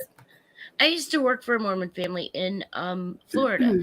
They had a Right. cattle ranch, and every Christmas they would give you basically a cow. They'd slaughter the cattle and give you like all of the meat. And they were really great people to work for. A huge family. There were like 25 children.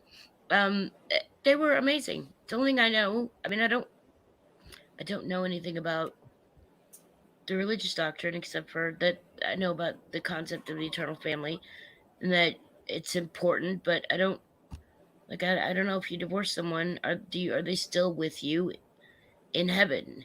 Like I don't know. I don't know. I'd be happy to look into that for you because you're doing research on other things. I'm very interested in that question. Something that just blew my mind is Utter just says, we don't have a fentanyl problem here in Australia. I can't imagine not having a fentanyl problem. How is that not an option? I know. That's so, I mean, I many times have wanted to move to Australia, never more than right now. Wow, that's really what is wild. the problem there then, I wonder? Do you guys have problems there or no? It's just that you're down under? Maybe about my Australian buddies? Far apart? I noticed that there are a lot of Australian people here. Yeah. I like that. We love them. Now, Ara says the cartoon cover is a huge red flag. That's how she perceives the situation. So, the cover is very interesting. We see that's Eric up there in the clouds with his wings adorned by that shining halo over his head. Like, yay, boys, mommy, boys, I mean, I am in heaven, but I am here, okay.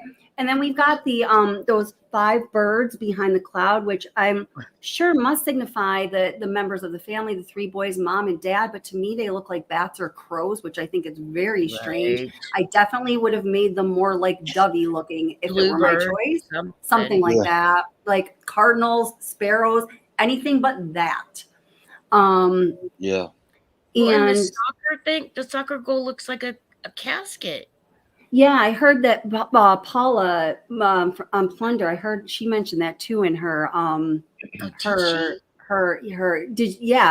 and I didn't think of it initially, but when I looked at it, I was like, I was thinking it was a soccer goal, like a goal, but why didn't they actually make it a proper goal? It is a little strange. Yeah. Why didn't it look see-through? I asked my husband, what is that? And he was like, that's the goal. And I'm like, it's not see-through. It doesn't look like a net. I mean, it almost looks like they forgot to finish the illustration. Yeah. Maybe she ran out of money. Yeah, that looks like a budget cover to me.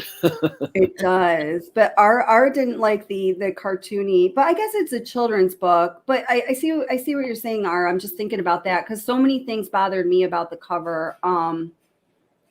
Like so many things. Well, in her interview, I don't know why she thought that she could go on television and speak because she says the word about and so many times.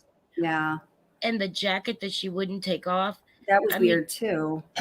And when the 2 people, the two women that were talking to her when they were interviewed, they said that she was asked to remove the jacket twice because it was interviewing with their microphones, and she refused to take the jacket off. What was that about?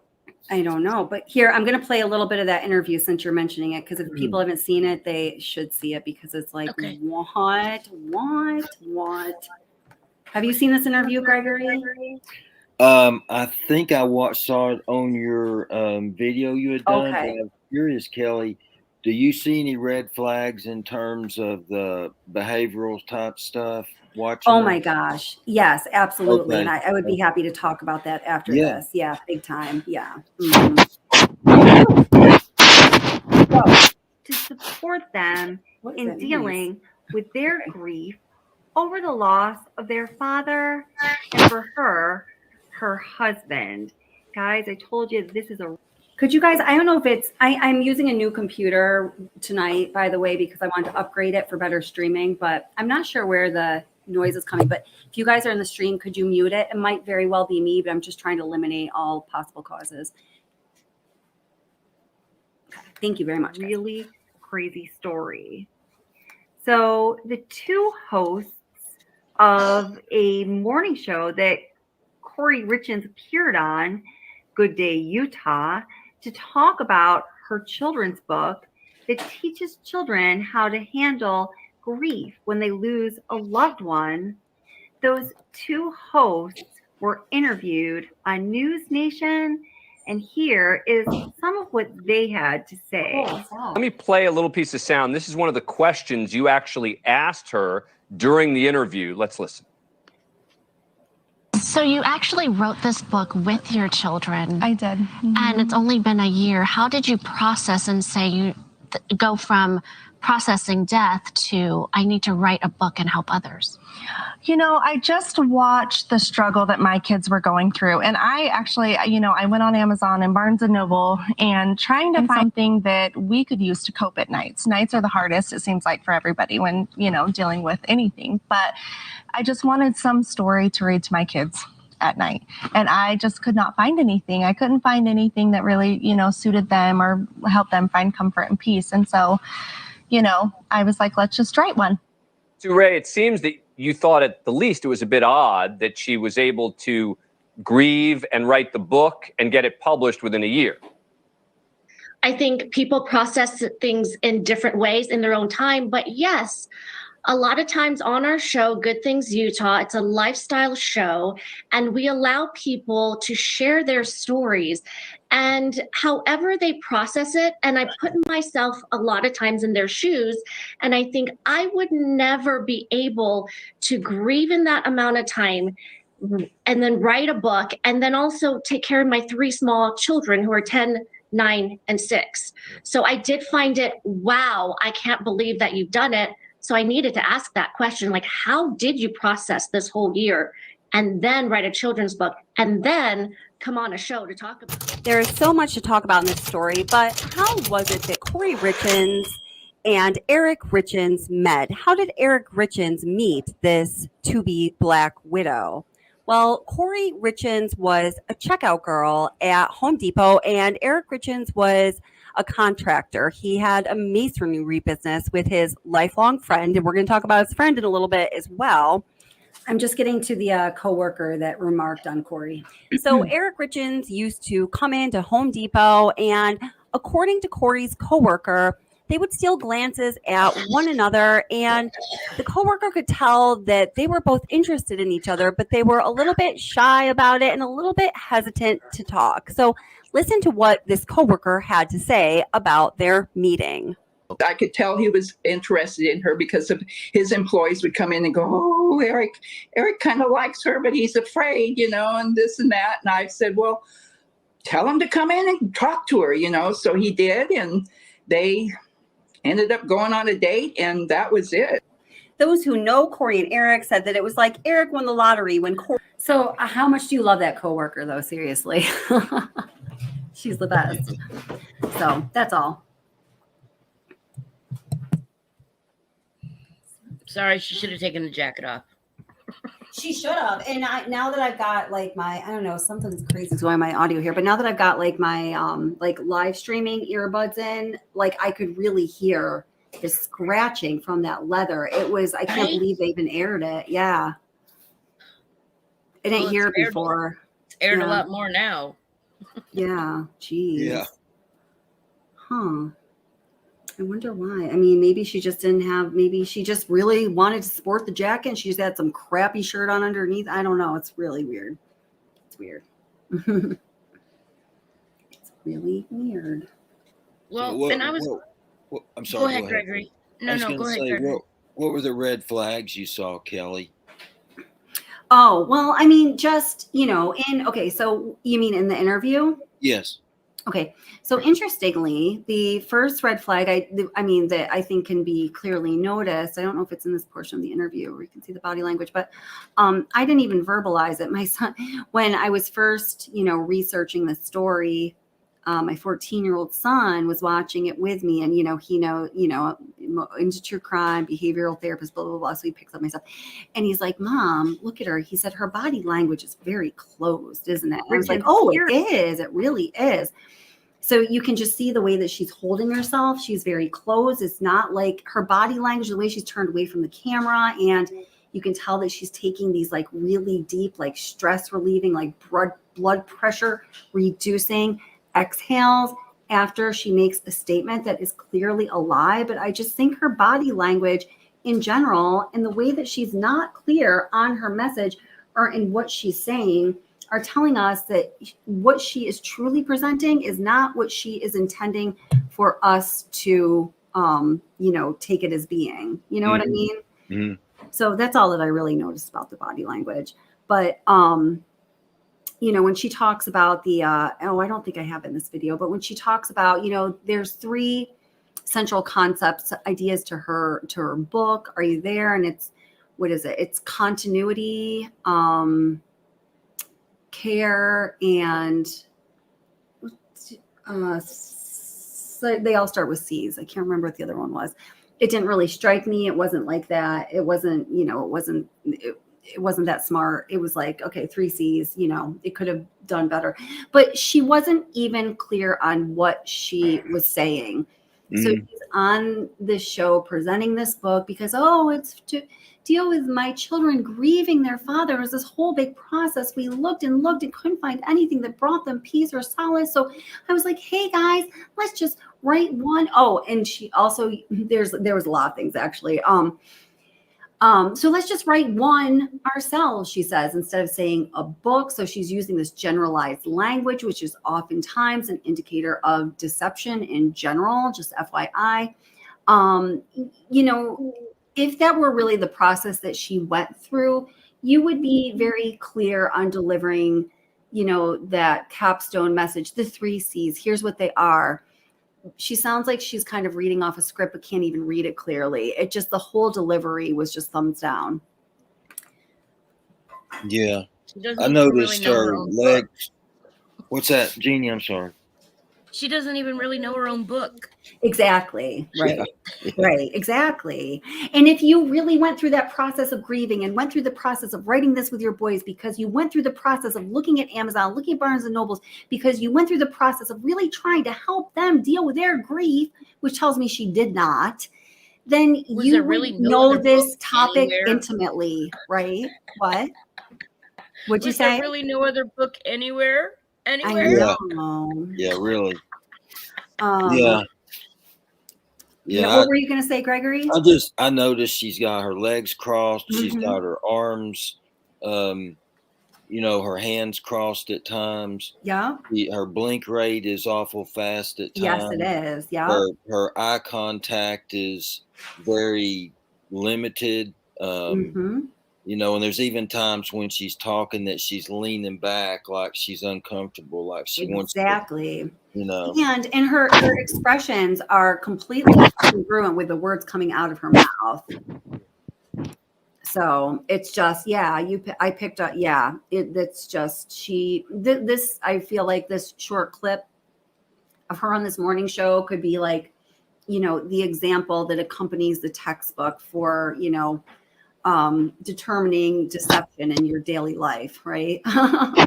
she's I don't know what her deal is. I feel like there's something critical about this woman, or something big, like a big missing piece of the puzzle that we do not know, that's going to drop like a bomb. And I just can't figure out exactly what that might be. Do you guys get that sense? I did. Yes. Yeah. So I keep waiting for someone somewhere to tell us that this is like a, I don't know, $5,000 jacket, or it's a special magical jacket, or there's a some special reason. magical jacket. Like, I keep watching this interview going, tell me something about the jacket, because it just, every time I watch and I've had to watch the interview many times, and I hear the scratchy thing, and I see the terrible delivery, and I think, was she wearing the magical jacket to help her delivery? I don't know. It's a morning show. They had to have a cute little jacket in the back she could have put on that wouldn't have been scratchy. Right, it's right. I mean, look at those women. They're going to be gorgeous every day. Yeah, totally. Right? I don't know. It's foolish. I'm sorry. Never mind. No. I think that's I think it's a really good point. It's like, I just can't, with everything that we know, and like Gregory said earlier, and I thought this was so well stated, that, where the Watts case is, there's always new stuff coming up. There are things you can't figure out. Whereas this case, it's pretty much going to speak for itself, the evidence and the documentation and all of that. And I do believe that that's true, but I don't know. I feel like with, the true crime genre, the people that commit these crimes, patting myself on the back, I feel like I usually got them pegged pretty early. I'm sure a lot of you are the same way, because, you just get used to identifying certain things, but I don't have her pegged. I do not. I don't. Can't get a beat on her, huh? No, I don't feel like I know Kouri well at all. Nope. Yeah, I don't Worrisome. And I think that she is, I'm wondering if the big piece of the puzzle is going to have something to do with all that money. Yeah, I think it's going to, because you guys bring up a great point, where there's got to be somewhere. The money's got to be somewhere. So what was her habit? Was it shopping? Does she have a bunch of like camel colored leather jackets in her closet that are sacred to her and she cannot take off? Or is it like her easy access to contacting this person CL to get 15 to 30 fentanyl pills? I wouldn't have the first clue how to do that. You think she was buying? Maybe buying or using. I don't know, something. I mean, I don't want to make accusations, and I could totally be wrong, but I feel like there is a familiarity with that person and that whole situation and the transaction and the numbers and the money that is not, it's not just like, it didn't just happen on these 3 occasions. No. And yes, thank you. Ho-Chi Winter brought that up. Did she self-harm? Was she covering up even needle marks? I was wondering about that, because I kept seeing a bunch of information about this interview and this jacket. And I was thinking, okay, let's say she took the jacket off. She had a shirt on underneath that she didn't like. They had to have other jackets there. But to do that, she'd have to do that in front of other people. But I've seen her in other shirts, in beach shirts. I've seen her not specifically in a bikini, but I've seen her in beach getup. Yeah. And I didn't see any needle marks then. Doesn't mean there weren't some now. So maybe she was covering up something. Maybe, it's possible. I mean, if it were me, either way, it speaks to what kind of person she was. Because if I was on a morning show about anything, it didn't matter if I knew my stuff or I didn't. Whatever I was there to speak about, I would defer to the people who run the show. Of course. About all matters. Yeah. But especially the microphone, right? Right. And if whatever I was wearing interfered, I would definitely take it off. And that if you said, well, I don't have a good shirt on, they would have automatically have said, or they might have even said, we have a different jacket you could put on if you'd like. Right. We have something else you can change into. that won't maybe rub against the microphones. They have to have stuff like that.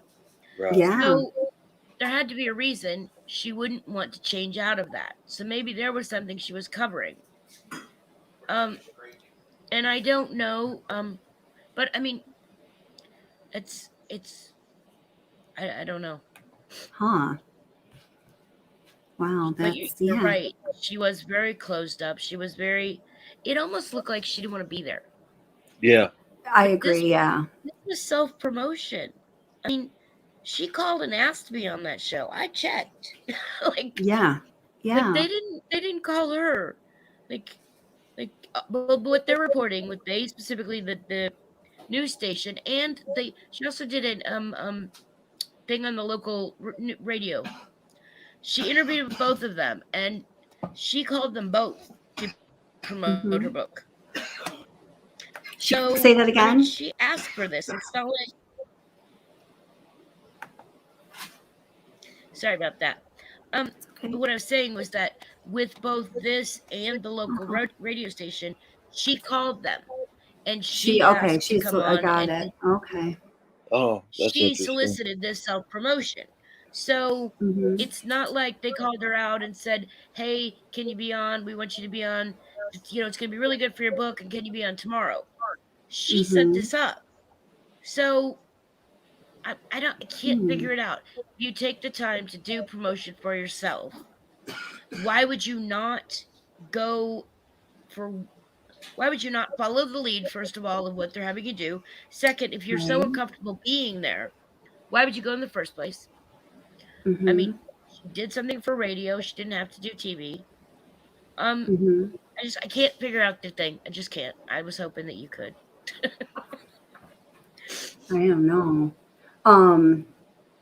I know I can't put anything together. Ara made a really good comment. I listened to every word you said here. Ara, it speaks to it very much. She said, "Ara, you are so smart tonight. Did you drink your Smartie juice again, Ara? You're like coming up with all these like really insightful comments. Not that you don't usually, but just like wow."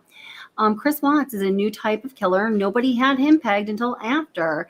Is this woman the same way? Excellent question. Now go ahead, Jeannie. Sorry. No. Go. Well, I was just actually I wanted to look in that piece about the jacket. So I know that, my girl, Ashley Banfield, had talked about that. So I was looking at Ashley Banfield, Kouri Richins. Well, look, Ashley and I, we are like, soul sisters on to the end. So just earlier today, she posted a video that says, Utah mom murder case, new documents allege insurance scheme, drug connections. Let's watch it together. I was just talking about that. Ashley always be taking those words right out of my mouth. I have no idea what this is going to say, but it's 5 minutes. So it might be the answer to the questions we were just posing. I don't know. I was just looking for a jacket, but I found drug connections. Cool. All right. I would cry myself into a glass of wine after every show because the material we cover, Alex, is so upsetting. But the people who are alleged or do commit these things are such. And I've noticed that you've asked very sensitive questions to match that upsettingness, Ashley. Not okay anyway. Moron. And sometimes you just have to laugh, but for the sadness. So walk me through a little bit of this beginning part. Okay, the information dump that we got with these new charging documents was just kind of like eye-popping. Yeah, I think there was a ton of questions that we had. Like, first and foremost, the fact that this death happened more than a year ago, but the arrest didn't happen until, about a week and a half ago.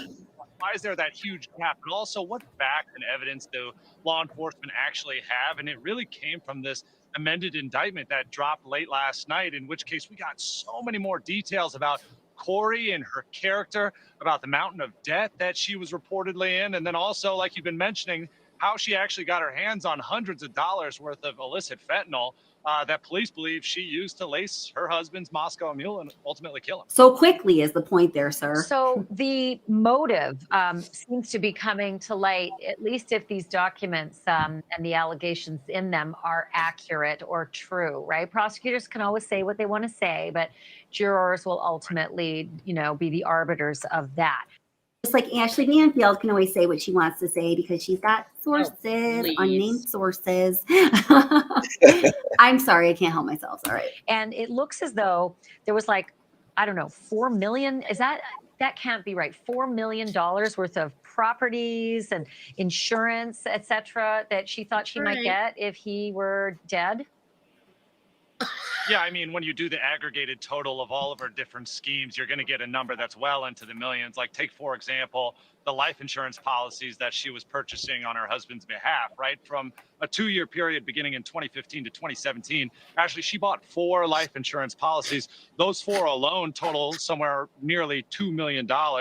And then she was also doing other things, right? Like taking out a line of credit, spending about $250,000 against her home. She was also spending her husband's money freely, about $100,000, these documents allege, not to mention stealing his credit cards, $30,000 worth of credit card debt. This is all within this document. Really goes to show how money was a huge factor here, how she was just spending on a spree and really was not telling her husband about much of it at all.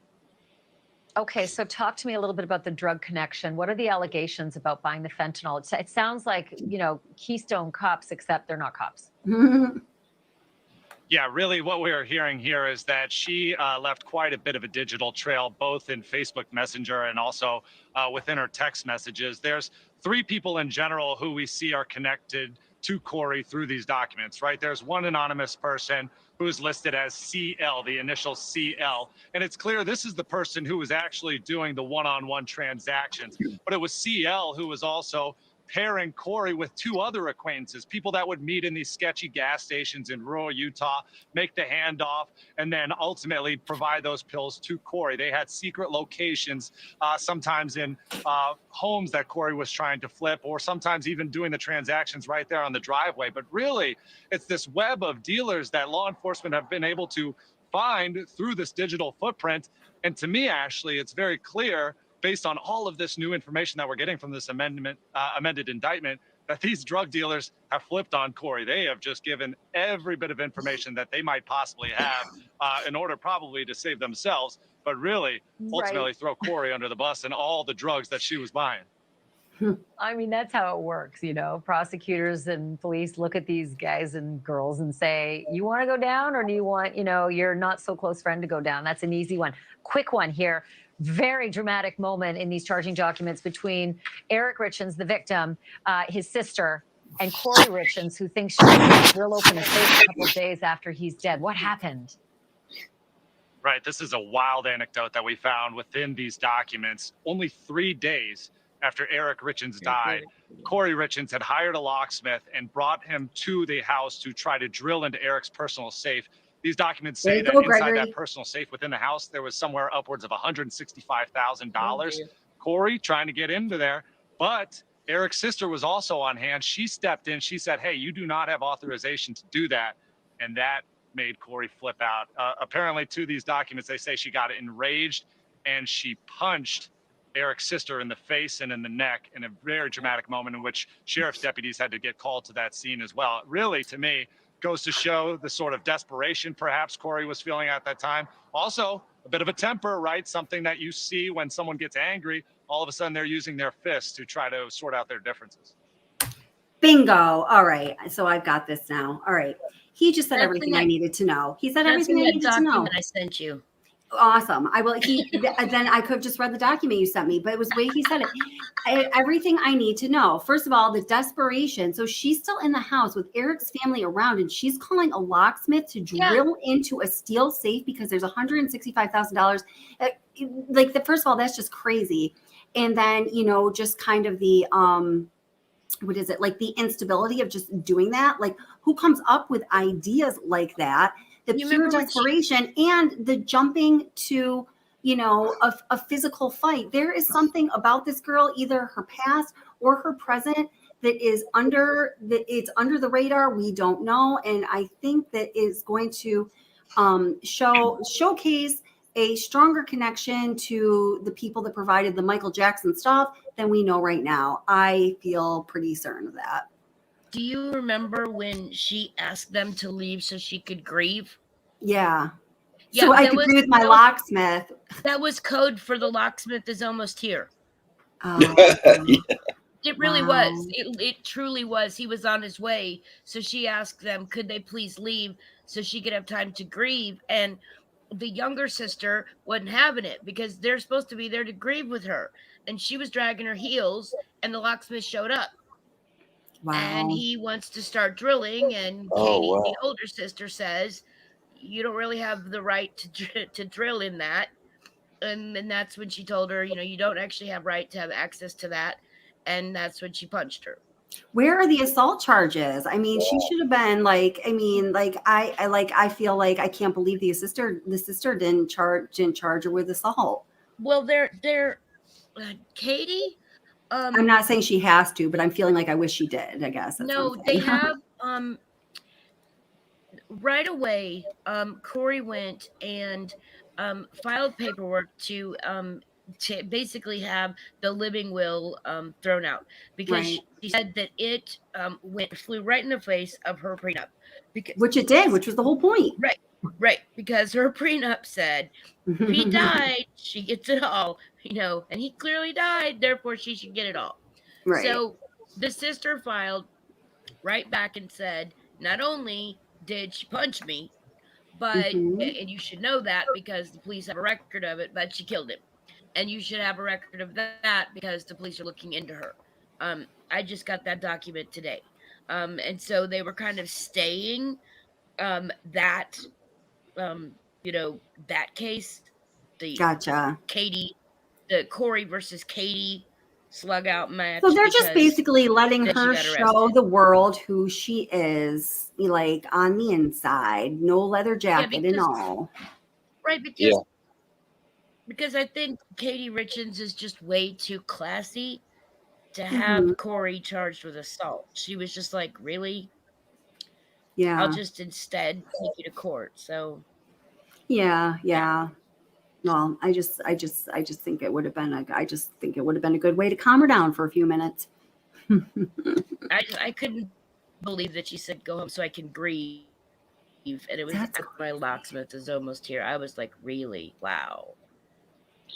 But now, correct me on this if I'm wrong, but if you're taking out a life insurance policy on somebody else, right? Yeah. You're the one that has to go through the exam, right? Well, I think that in most states, if there's a life insurance policy on a person, they have to sign it. They have to say that yes, this person can be the beneficiary. I don't know if It is that way in New York State. I know that, but I do know it's a state jurisdiction matter. I don't know what it was like there.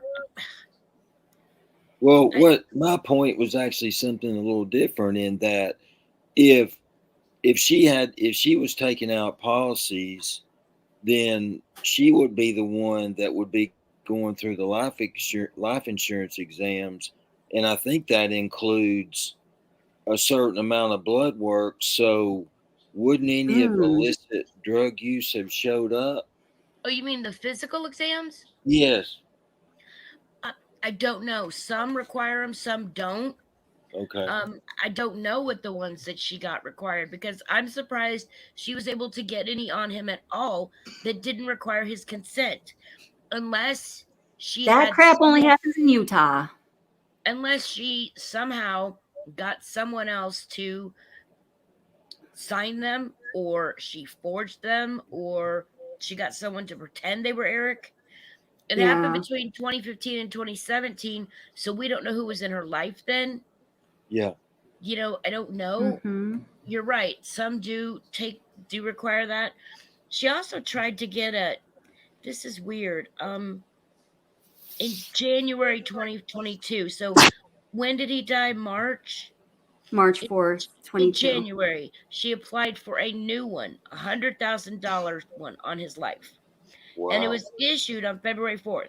And she also tried to change the one between he and his partner. Yeah, I don't that same month. Yeah. I don't have documentation of that. Okay. I keep hearing that, but I can't find it anywhere. I'm pretty sure I have it. I'll send it to you if I do. Okay. But that one was actually issued on February 4th. So somehow she did get that one. She got the ones back from 2015 and 2017 as well. She purchased them and they were aggregate death benefits and they totaled 1.97 million. Wow. And apparently that wasn't enough. She needed a new one. What did she need this new one for? Wow. I mean, was this why just $100,000 1 month before he died? I don't. Yeah. She's one of the dumbest criminals like ever. Isn't she? Right? Wow. And yeah, and the document that they were talking about, it does lay out the phone records. Literally, one of the times it says that she actually wrote a check for $1,300 for fentanyl. She actually wrote a check. A check for fentanyl? Yes, check from Kouri Richins. Holy shit, that's so. She wrote CL a $1,300 God. check. And apparently, I didn't know this, but apparently, people will wait because Wow. on March 9th, it says phone records state that CL contacted an acquaintance and asked her to drive her to Draper to purchase the fentanyl.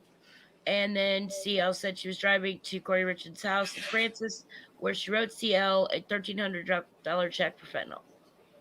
Oh my God. I literally, of all the dumb criminals like we have studied and researched and spent time obsessing over, I literally have never heard of somebody writing a check for illicit street drugs. Yeah. I've never heard of that. Me neither. Me neither. Well, the fact that she left such a big trace between this contact boggles me. It tells me that I'm not sure. She must have known CL for a while. Yes, it wasn't just a one-off. This was a habitual relationship. And I don't know why CL was so blasé about talking about drugs. I'm not understanding that either. That last set of drugs that was left was left in the back of the house in Midway. In the fire pit, yeah. Yeah. The one that she had just purchased, that house that they fought over. Yeah. The one that was the lethal delivery of illicit fentanyl. Yeah. Wow, man. Okay, so I'm just going to read you this one little bit here from, is that my mic scratch? Or I don't know what's going on, but that's okay. This one little bit, I'm just reading this off. They put this together. I'm not reading it off of anywhere but from the Daily Mail. Here, you want to keep looking at Ashley? No. So let's do this. You speak good, Ashley, me and you, but okay. So according to the prenup seen by dailymail.com, Eric and Kouri agreed that neither had the right to be present in future income or assets of the other, including but not limited to, hold on.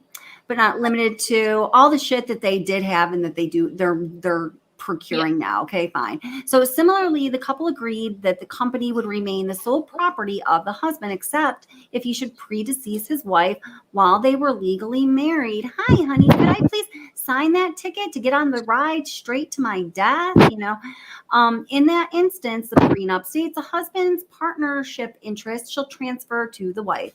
The prenup places the value of Eric's interest in the business as approximately $2.5 million in 2013, a figure which Kouri's filing state was easily exceeded by the time of his death. Okay, I'm sorry. I started a little too high up, but we're almost to the point here. According to Eric's wishes, here we go. In the event, dude, is that my microphone? I got to take this off, and I don't know because if it's me, it's like scratching my ears. Just 1 second. I can unplug.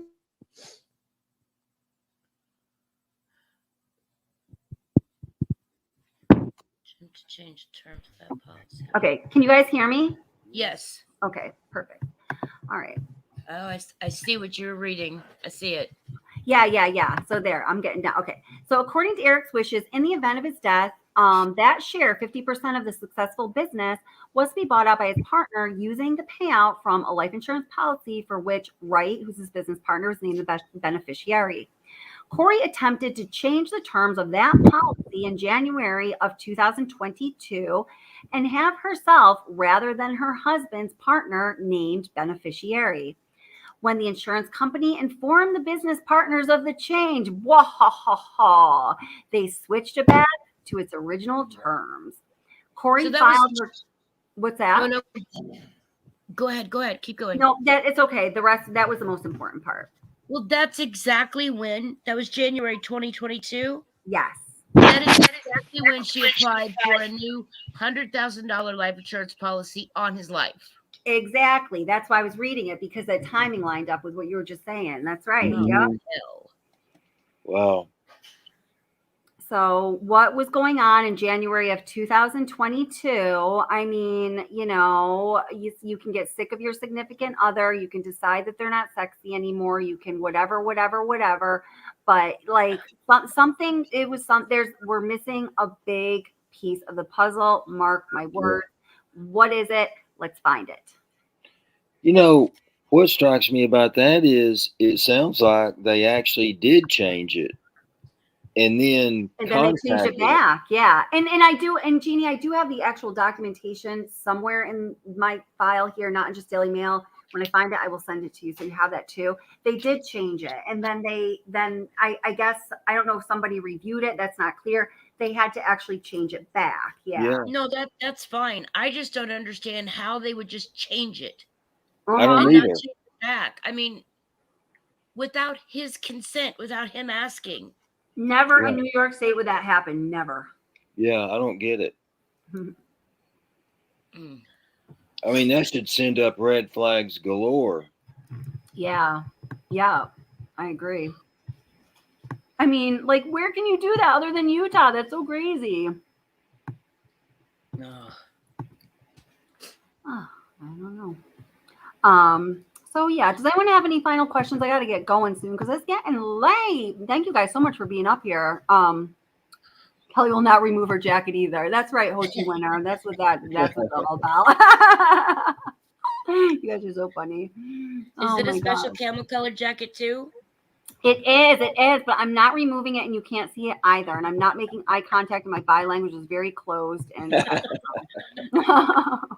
and I represent my family as crows or bats. We're not sure which one yet. Oh, what a strange. She's a really freaking strange bird here, man. Yeah, she is. I don't even know. Wow. Well, the good thing about it is, Kelly, you should have plenty of content for a long time. I know, right? The crazy person that just keeps on giving content. It's like you always hope for the families and for God, those little boys that, things just get taken care of. But this seems like a mess that has been made to be too large for someone for even the best attorney to just come bring a broom and sweep it up. It just seems a little, it's messy. Yeah. I'm wondering if there'll be people, of course, there's always people that come forward that want their 15 minutes of fame, but I truly wonder if there'll be some people come forward that reveal a lot about Kouri through the years. Yeah. Yeah. I hoping. know. I hope so too. Or, I'm wondering if she is, Hewtsen Winter says she's good for the money and is a regular. Yeah, that's what I'm feeling too, for sure. I don't know. I'm starting to feel like, all right, here's my profile of her so far. I'm starting to feel like she has gone through life with, yes, of course, friends and like her, her work coworker friend there, but not a lot of people that were actually like close to her in an authentic and meaningful way. I'm starting to think that her most significant relationships were with people like this CL person, and for purposes, and I don't know exactly what they are yet, and allegedly and all that stuff, but for purposes other than developing a meaningful friendship and sharing like interests other than specific, like, set of like interests, perhaps. I don't know. I'm not finding a lot I think bitch be shady. there. That's what I think. I think she is shadier than she first appears. well, she blew me away, and I'm not finding a lot of friends out there for her. No, You that's know, I weird. mean, not finding even on normal, like on her Facebook page, right? You figure there should be pictures of her husband, her kids, and then maybe best friend, mom, cousin, uncle, aunt. It's a ghost place there. No, And because it's all her friends flipped on her. That's what happened.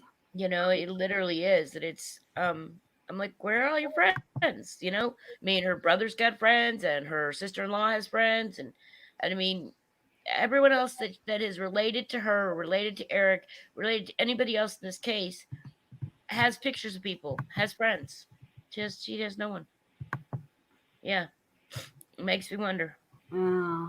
Well, one thing I do know about Home Depot that is true to Lowe's too is that they do random drug testing. So you would think if she was using, that they would catch her. Yeah, and maybe, maybe, I'm thinking like initially I was, my thought was going to using, but then it was like, well, she flips the properties, maybe she flips other things too. Yeah. Or, I don't know enough personally about the situation to like narrow it down, but I feel that connection she has to that world is too casual and comfortable, and writing checks and dollar specific for that to be like a one-off thing for her. I don't know. I think there's something there. Yeah. You don't usually get to write checks to your drug dealer. At least I didn't think so. Oh no. I mean, No. I never did. I mean, whoops. No, people don't do that for real. Like I know that's so weird. I mean, who accepts a check from anyone anymore? Like, yeah. Like, it's like, oh, well, how about you Venmo me that or whatever? Like, I'm not taking your like worthless check. It's weird. It's very bizarre. And it's weird. And I think in my personal opinion, it's significant. Yeah. Mm-hmm. So I don't know. Well, thank you guys so much for coming up. It was Thank you, Kelly. Both of Jeannie. you. Yeah, and adding to the conversation. It was great seeing you, Gregory. I feel like I haven't talked to you in a long time. I always love it when you come up on panel. Thank you. I enjoyed it. And y'all have a good night. Awesome. You too. Enjoy the rest of your trip. Thank Thank you so much, Jeannie. You are just so amazing with all your facts and your details and your research. I super really, really, really appreciate it. You're welcome, Miss Kelly. Yeah. Thank you, Gregory. You guys have a good night. Awesome. You too, darling. And I'll talk to you soon too. I'll text you in a couple minutes, okay? Okay. All right. Bye, guys. All right. Bye. And everybody who's watching the replay and here in chat, subscribers, members, moderators, you guys are the bomb. And thank you so much for being here. Edward says, I offered a stripper a $5 check once. She tore it up. Edward, did you really do that? That's freaking awesome. Oh my God. Oh my God, I think I believe you, and that's amazing. Oh, Edward, what do we do with you? Oh gosh. Yeah. Boy.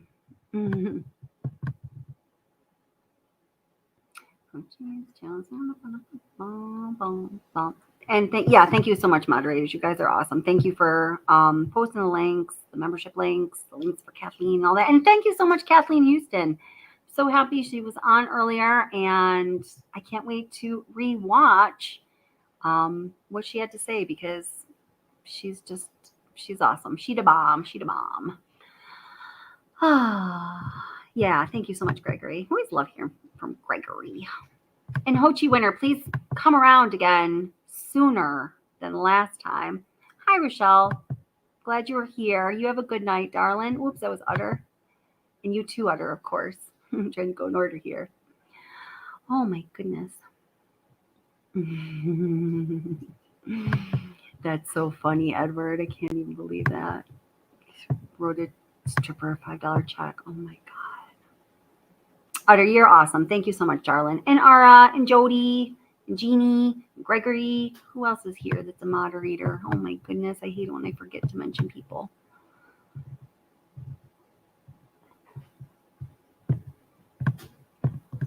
Let me just take a look really quick.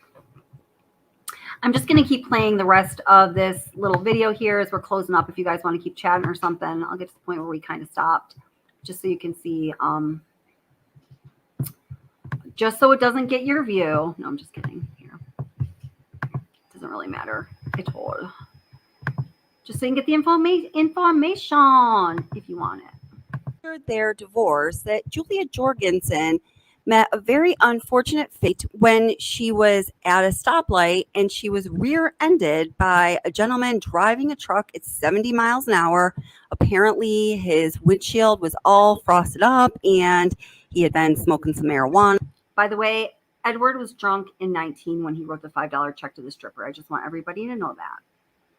And I just think that makes you all the more amazing, Edward. And wasn't able to see clearly and rear-ended Julia Jorgensen, and her injuries were fatal. And in 2011, she passed away. Such a tragic story all the way around. All of these young people losing their lives for these absolutely ridiculous reasons.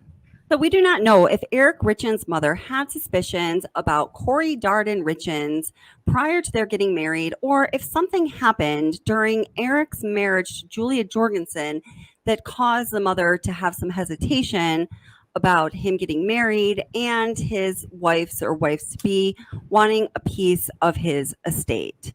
Regardless, Kouri Richins was absolutely stunned when she found out that she was not going to be getting a piece of that estate. And this lends to the question, why did Eric Richins cut his wife and the mother of his 3 young boys? Oh, I just want to say bye, Serena Williams, and anyone who is new here this evening in chat. It was really nice to have you guys here. Really nice to meet you. And we hope you come back soon. My email is wogsobsession@gmail.com if you have any questions or, I don't know, anything. Yeah, trying to get back on top of that email. Okay. Is out of his will. This is not a typical move unless you have some strong suspicions about the person that you are married to that makes you believe they are up to some nefarious doing. And thank you so much, Holly S, for the $9.99 super chat, super sticker, super chat. I think it is. Is that recently? It was. Oh, thank you so much. I really appreciate it. Thank you for supporting the channel. I very much appreciate it. It means a lot to me. A little bit of a slow month, and I appreciate it. I'm glad you're here. Had I seen a comment from you earlier? I don't think I did. So welcome also, Miss Holly. Oh, I've been lurking all night. Hi, let's see. What is this? Queen Olive Ruth Ann. That is definitely a one-of-a-kind name, and I think I love it. Queen Olive Ruth Ann says, I've been lurking all night. My first live here. Well, welcome. I'm so glad that you're a lurker, and thanks for being here. I hope you enjoyed.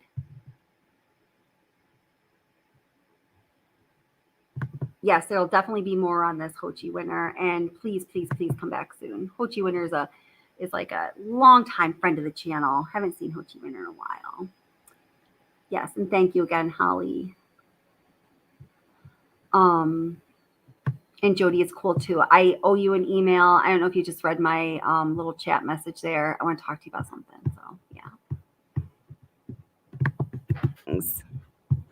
And oh boy, did Eric Richins have those strong suspicions about his wife, Kouri. According to the arrest affidavit, when Kouri Richins allegedly poisoned her husband, Eric, to death, it was her 3rd attempt at poisoning her husband, Eric. So let's go back to the night that Eric met his unfortunate fate.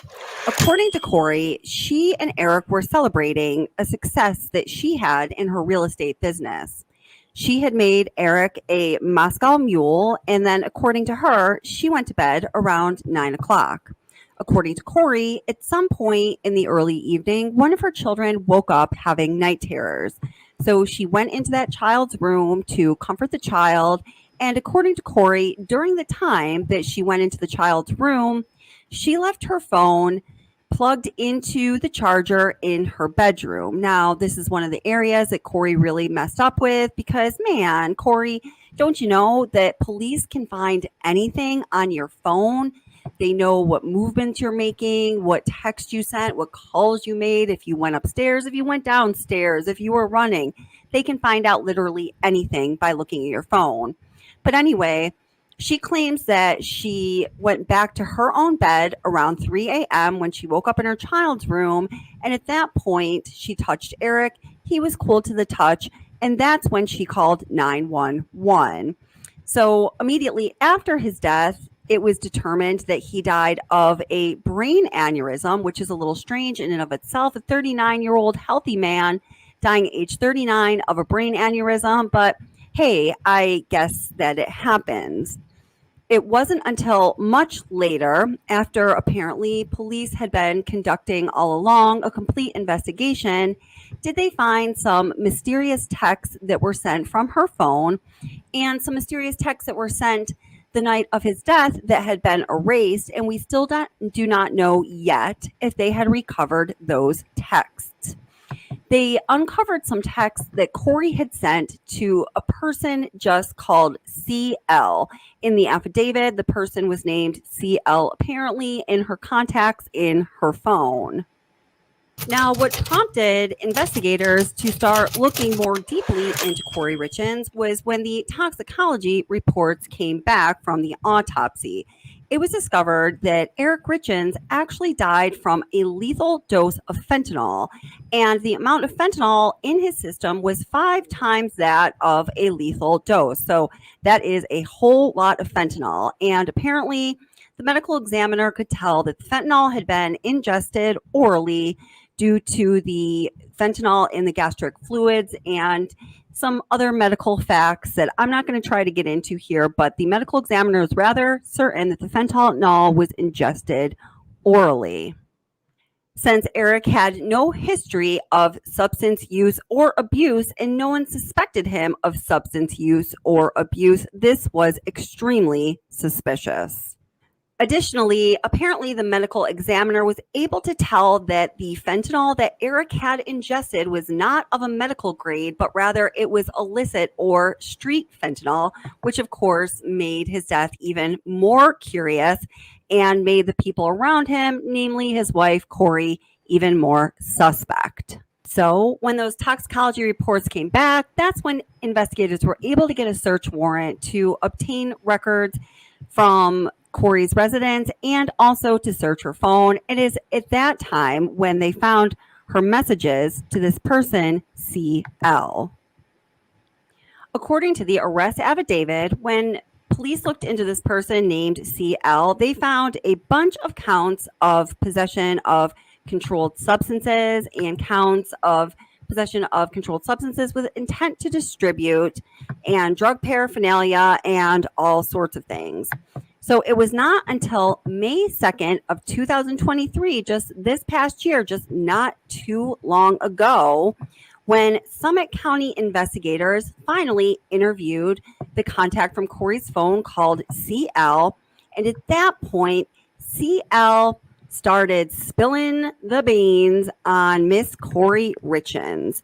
CL reported that it was between December 21st and February 22nd that Kouri Richins texted the person called CL and asked CL if the person could get Kouri some prescription pain medication.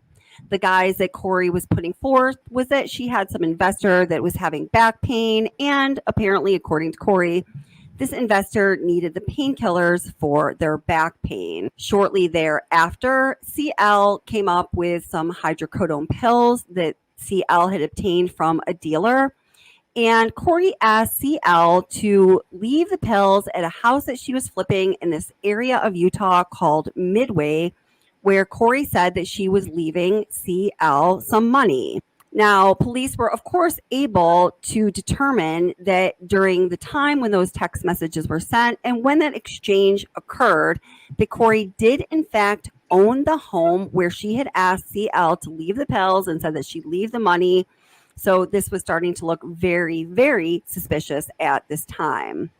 So apparently hydrocodone pills are of the weaker sort of the opiate-based pills.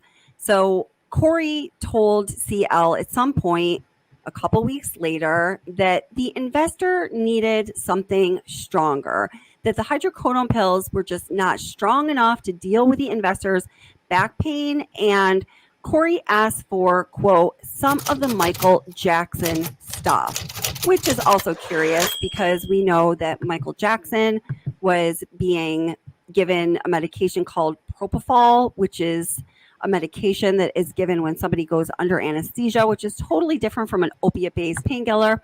But anyway, that's what she... And there is a picture of Michael Jackson, by the way. Called it the Michael Jackson stuff. That's what she wanted. So in short order, CL was able to get those fentanyl pills that Kouri wanted and came up with, according to the arrest affidavit, 15 to 30 fentanyl pills from a certain dealer. And once again, Kouri used her real estate business as a guise to try to hide this exchange. According to the arrest affidavit, Kouri left $900 for CL for those 15 to 30 fentanyl pills. And it was a few days later on Valentine's Day, February 14th, 2022, that Kouri and Eric were supposed to be having a romantic dinner. And shortly after the dinner, Eric got very sick. In fact, Eric got so sick and in such a strange way, he became suspicious. And of course, there had to be other reasons for his suspicion that Kouri had poisoned him. And he passed that information along to a friend of his saying, you know, I got really sick. I'm afraid that Kouri is trying to poison me, which is one of the reasons that we know that Eric was in fact suspicious of his wife. So, of course, this alleged attempt for Kouri to poison to death her husband Eric did not work. So 2 weeks later, on February 26, 2022, according to the arrest affidavit, CL got Kouri another 15 to 30 fentanyl pills, for which Kouri paid $900 and asked CL to leave the pills in an outdoor fire pit in that property in the area called Midway in Utah in exchange for the $900 in cash. So according to the arrest affidavit, it was 6 days later on March 4th, 2022, when Eric was found dead in his home when Kouri called 911 when she found her husband was cold to the touch. And after the toxicology reports came back, it was determined that he had died of a lethal fentanyl overdose, being 5 times the lethal limit. Eric died at only 39 years old, just short of his 40th birthday. Such an absolutely tragic event. So what exactly happened that could have turned this seemingly loving wife and mother of 3, an adorable little Home Depot checkout girl, into a Black Widow who allegedly maliciously poisoned her husband to death? Well, we only know so many facts about that right now. And as I release this video, it is May 18th, 2023. And tomorrow on May 19th, 2023, there's going to be a Utah detention hearing for Kouri Richins. And we may find out more information then. But at this time, what we know is that Kouri's motives seem to be, and allegedly, a matter of pure greed. Now, remember, Kouri was positioned to think that she would be getting the benefits of the $3.6 million will that Eric was leaving behind, that he eventually changed into a living trust that he put his sister, Katie, 38-year-old Katie, in charge of. What we do know is that Kouri wanted to flip this absolutely magnificent sprawling home in Utah, and check it out. Here we have a couple photos of it and the concept video that is showing what the inside of this mansion could look like. Check out all of these bedrooms. According to the house's description, there are 8 bedrooms and 11 and a half bathrooms, but these 8 bedrooms are absolutely huge. It looks to me almost like it's a resort or I don't know, a getaway of sorts. So anyway, Kouri wanted to flip this magnificent, ginormous $2 million home, and Eric thought that it was just too much. Now, remember, when Kouri told investigators what was going on the evening of Eric's death, Kouri said that they were celebrating something big that happened in her real estate business, some big win that she had through her work. It was the next day on March 5th, 2022, when there was scheduled to be a closing on this $2 million home. So was it that Kouri had actually flipped this $2 million home that Eric was saying, oh no, honey, that is too much? It was a big point of contention within their relationship. And people wonder, could this be why Kouri turned from a seemingly loving wife to an evil Black Widow, taking away her husband, Eric Richins' life at age 39? Now, Eric's will is not the only thing that Kouri was excluded from. In fact, when he was alive, he had, as part of his living will, that when he passed away, he wanted his lifelong friend and business partner, Chad, to purchase half of the business with a life insurance policy that he was leaving Chad because they had built this business together, and those were Eric's wishes.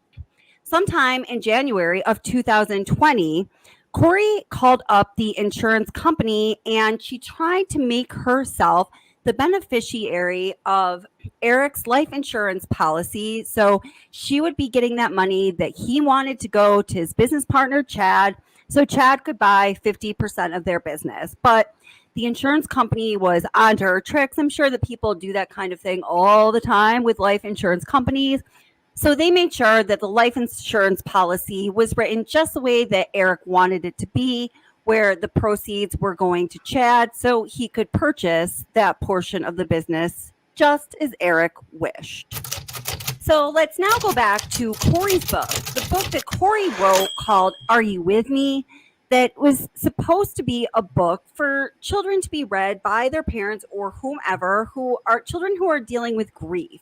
It's supposed to be a book about handling grief when you're a child that Kouri Richins said was written by herself with input from her children. Remember saying that they just couldn't find any book that would bring the children any peace after their father, Eric, died allegedly at her hands. So she ended up writing this book.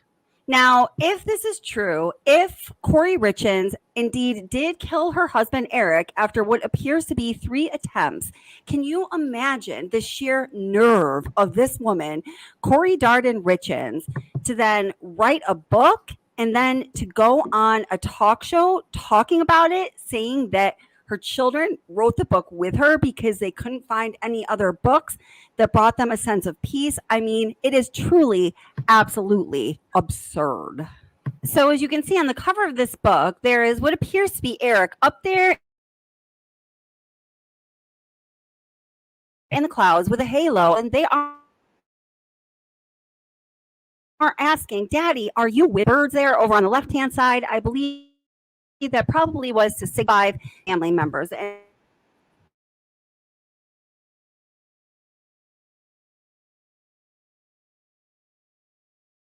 And my God, I just can't reiterate it enough. Case and what the motive was for Kouri Richins allegedly killing her husband, Eric Richins. So this channel will be absolutely definitely following all of those details as they unfold. And of course, let's remember the victim, Eric Richins, who according to his obituary was painted as an absolutely wonderful, loving, devoted man, son, brother, father, and husband. And on his memorial page, these words were written. In loving memory of Eric Richins of Hennifer, Utah, it is with profound sorrow that we announce his passing on March 4th, 2022, at the tender age of 39. During this difficult time, we invite family and friends to express their condolences and share cherished memories on this memorial page. Eric was preceded in death by his beloved mother, Linda Richins Carter. He leaves behind a legacy of love, strength in the hearts of those who he touched. He is survived by his father, Gene Richins, who held a special place in Eric's life. Eric's memory will be forever treasured by his adoring sons, Ashton, Weston, who were the constant source of joy and inspiration to him. He held a deep affection for his grandparents, H. Lamont, Alethea Richins Ferguson, and Charles Carter, who provided unwavering support and guidance throughout his life. Eric was united in marriage with his cherished wife, Kouri Richins Darden, and their bond was one of enduring love and commitment. Together, they shared countless cherished moments and built a foundation of love and unity. As always on this channel, in addition to remembering the victims and helping to find justice for the victims and peace for the families, we want to know what it is you think. Please leave a comment to this video letting us know what you think about Kouri Richins and her possible motives for the alleged murder of her husband, Eric Richins. Thanks so much for watching, and we hope to see you again. All right, guys. Well, thanks so much again. And well, here is a thumbnail for the Bella Watts video that I posted just this evening. If But at the least, it was a bit odd that she was able to grieve and write the book and get it. So thank you guys for being here. Those of you who are in the live chat, especially the moderators, subscribers, members, everybody who was here, lurking, contributing, commenting, watching the replay.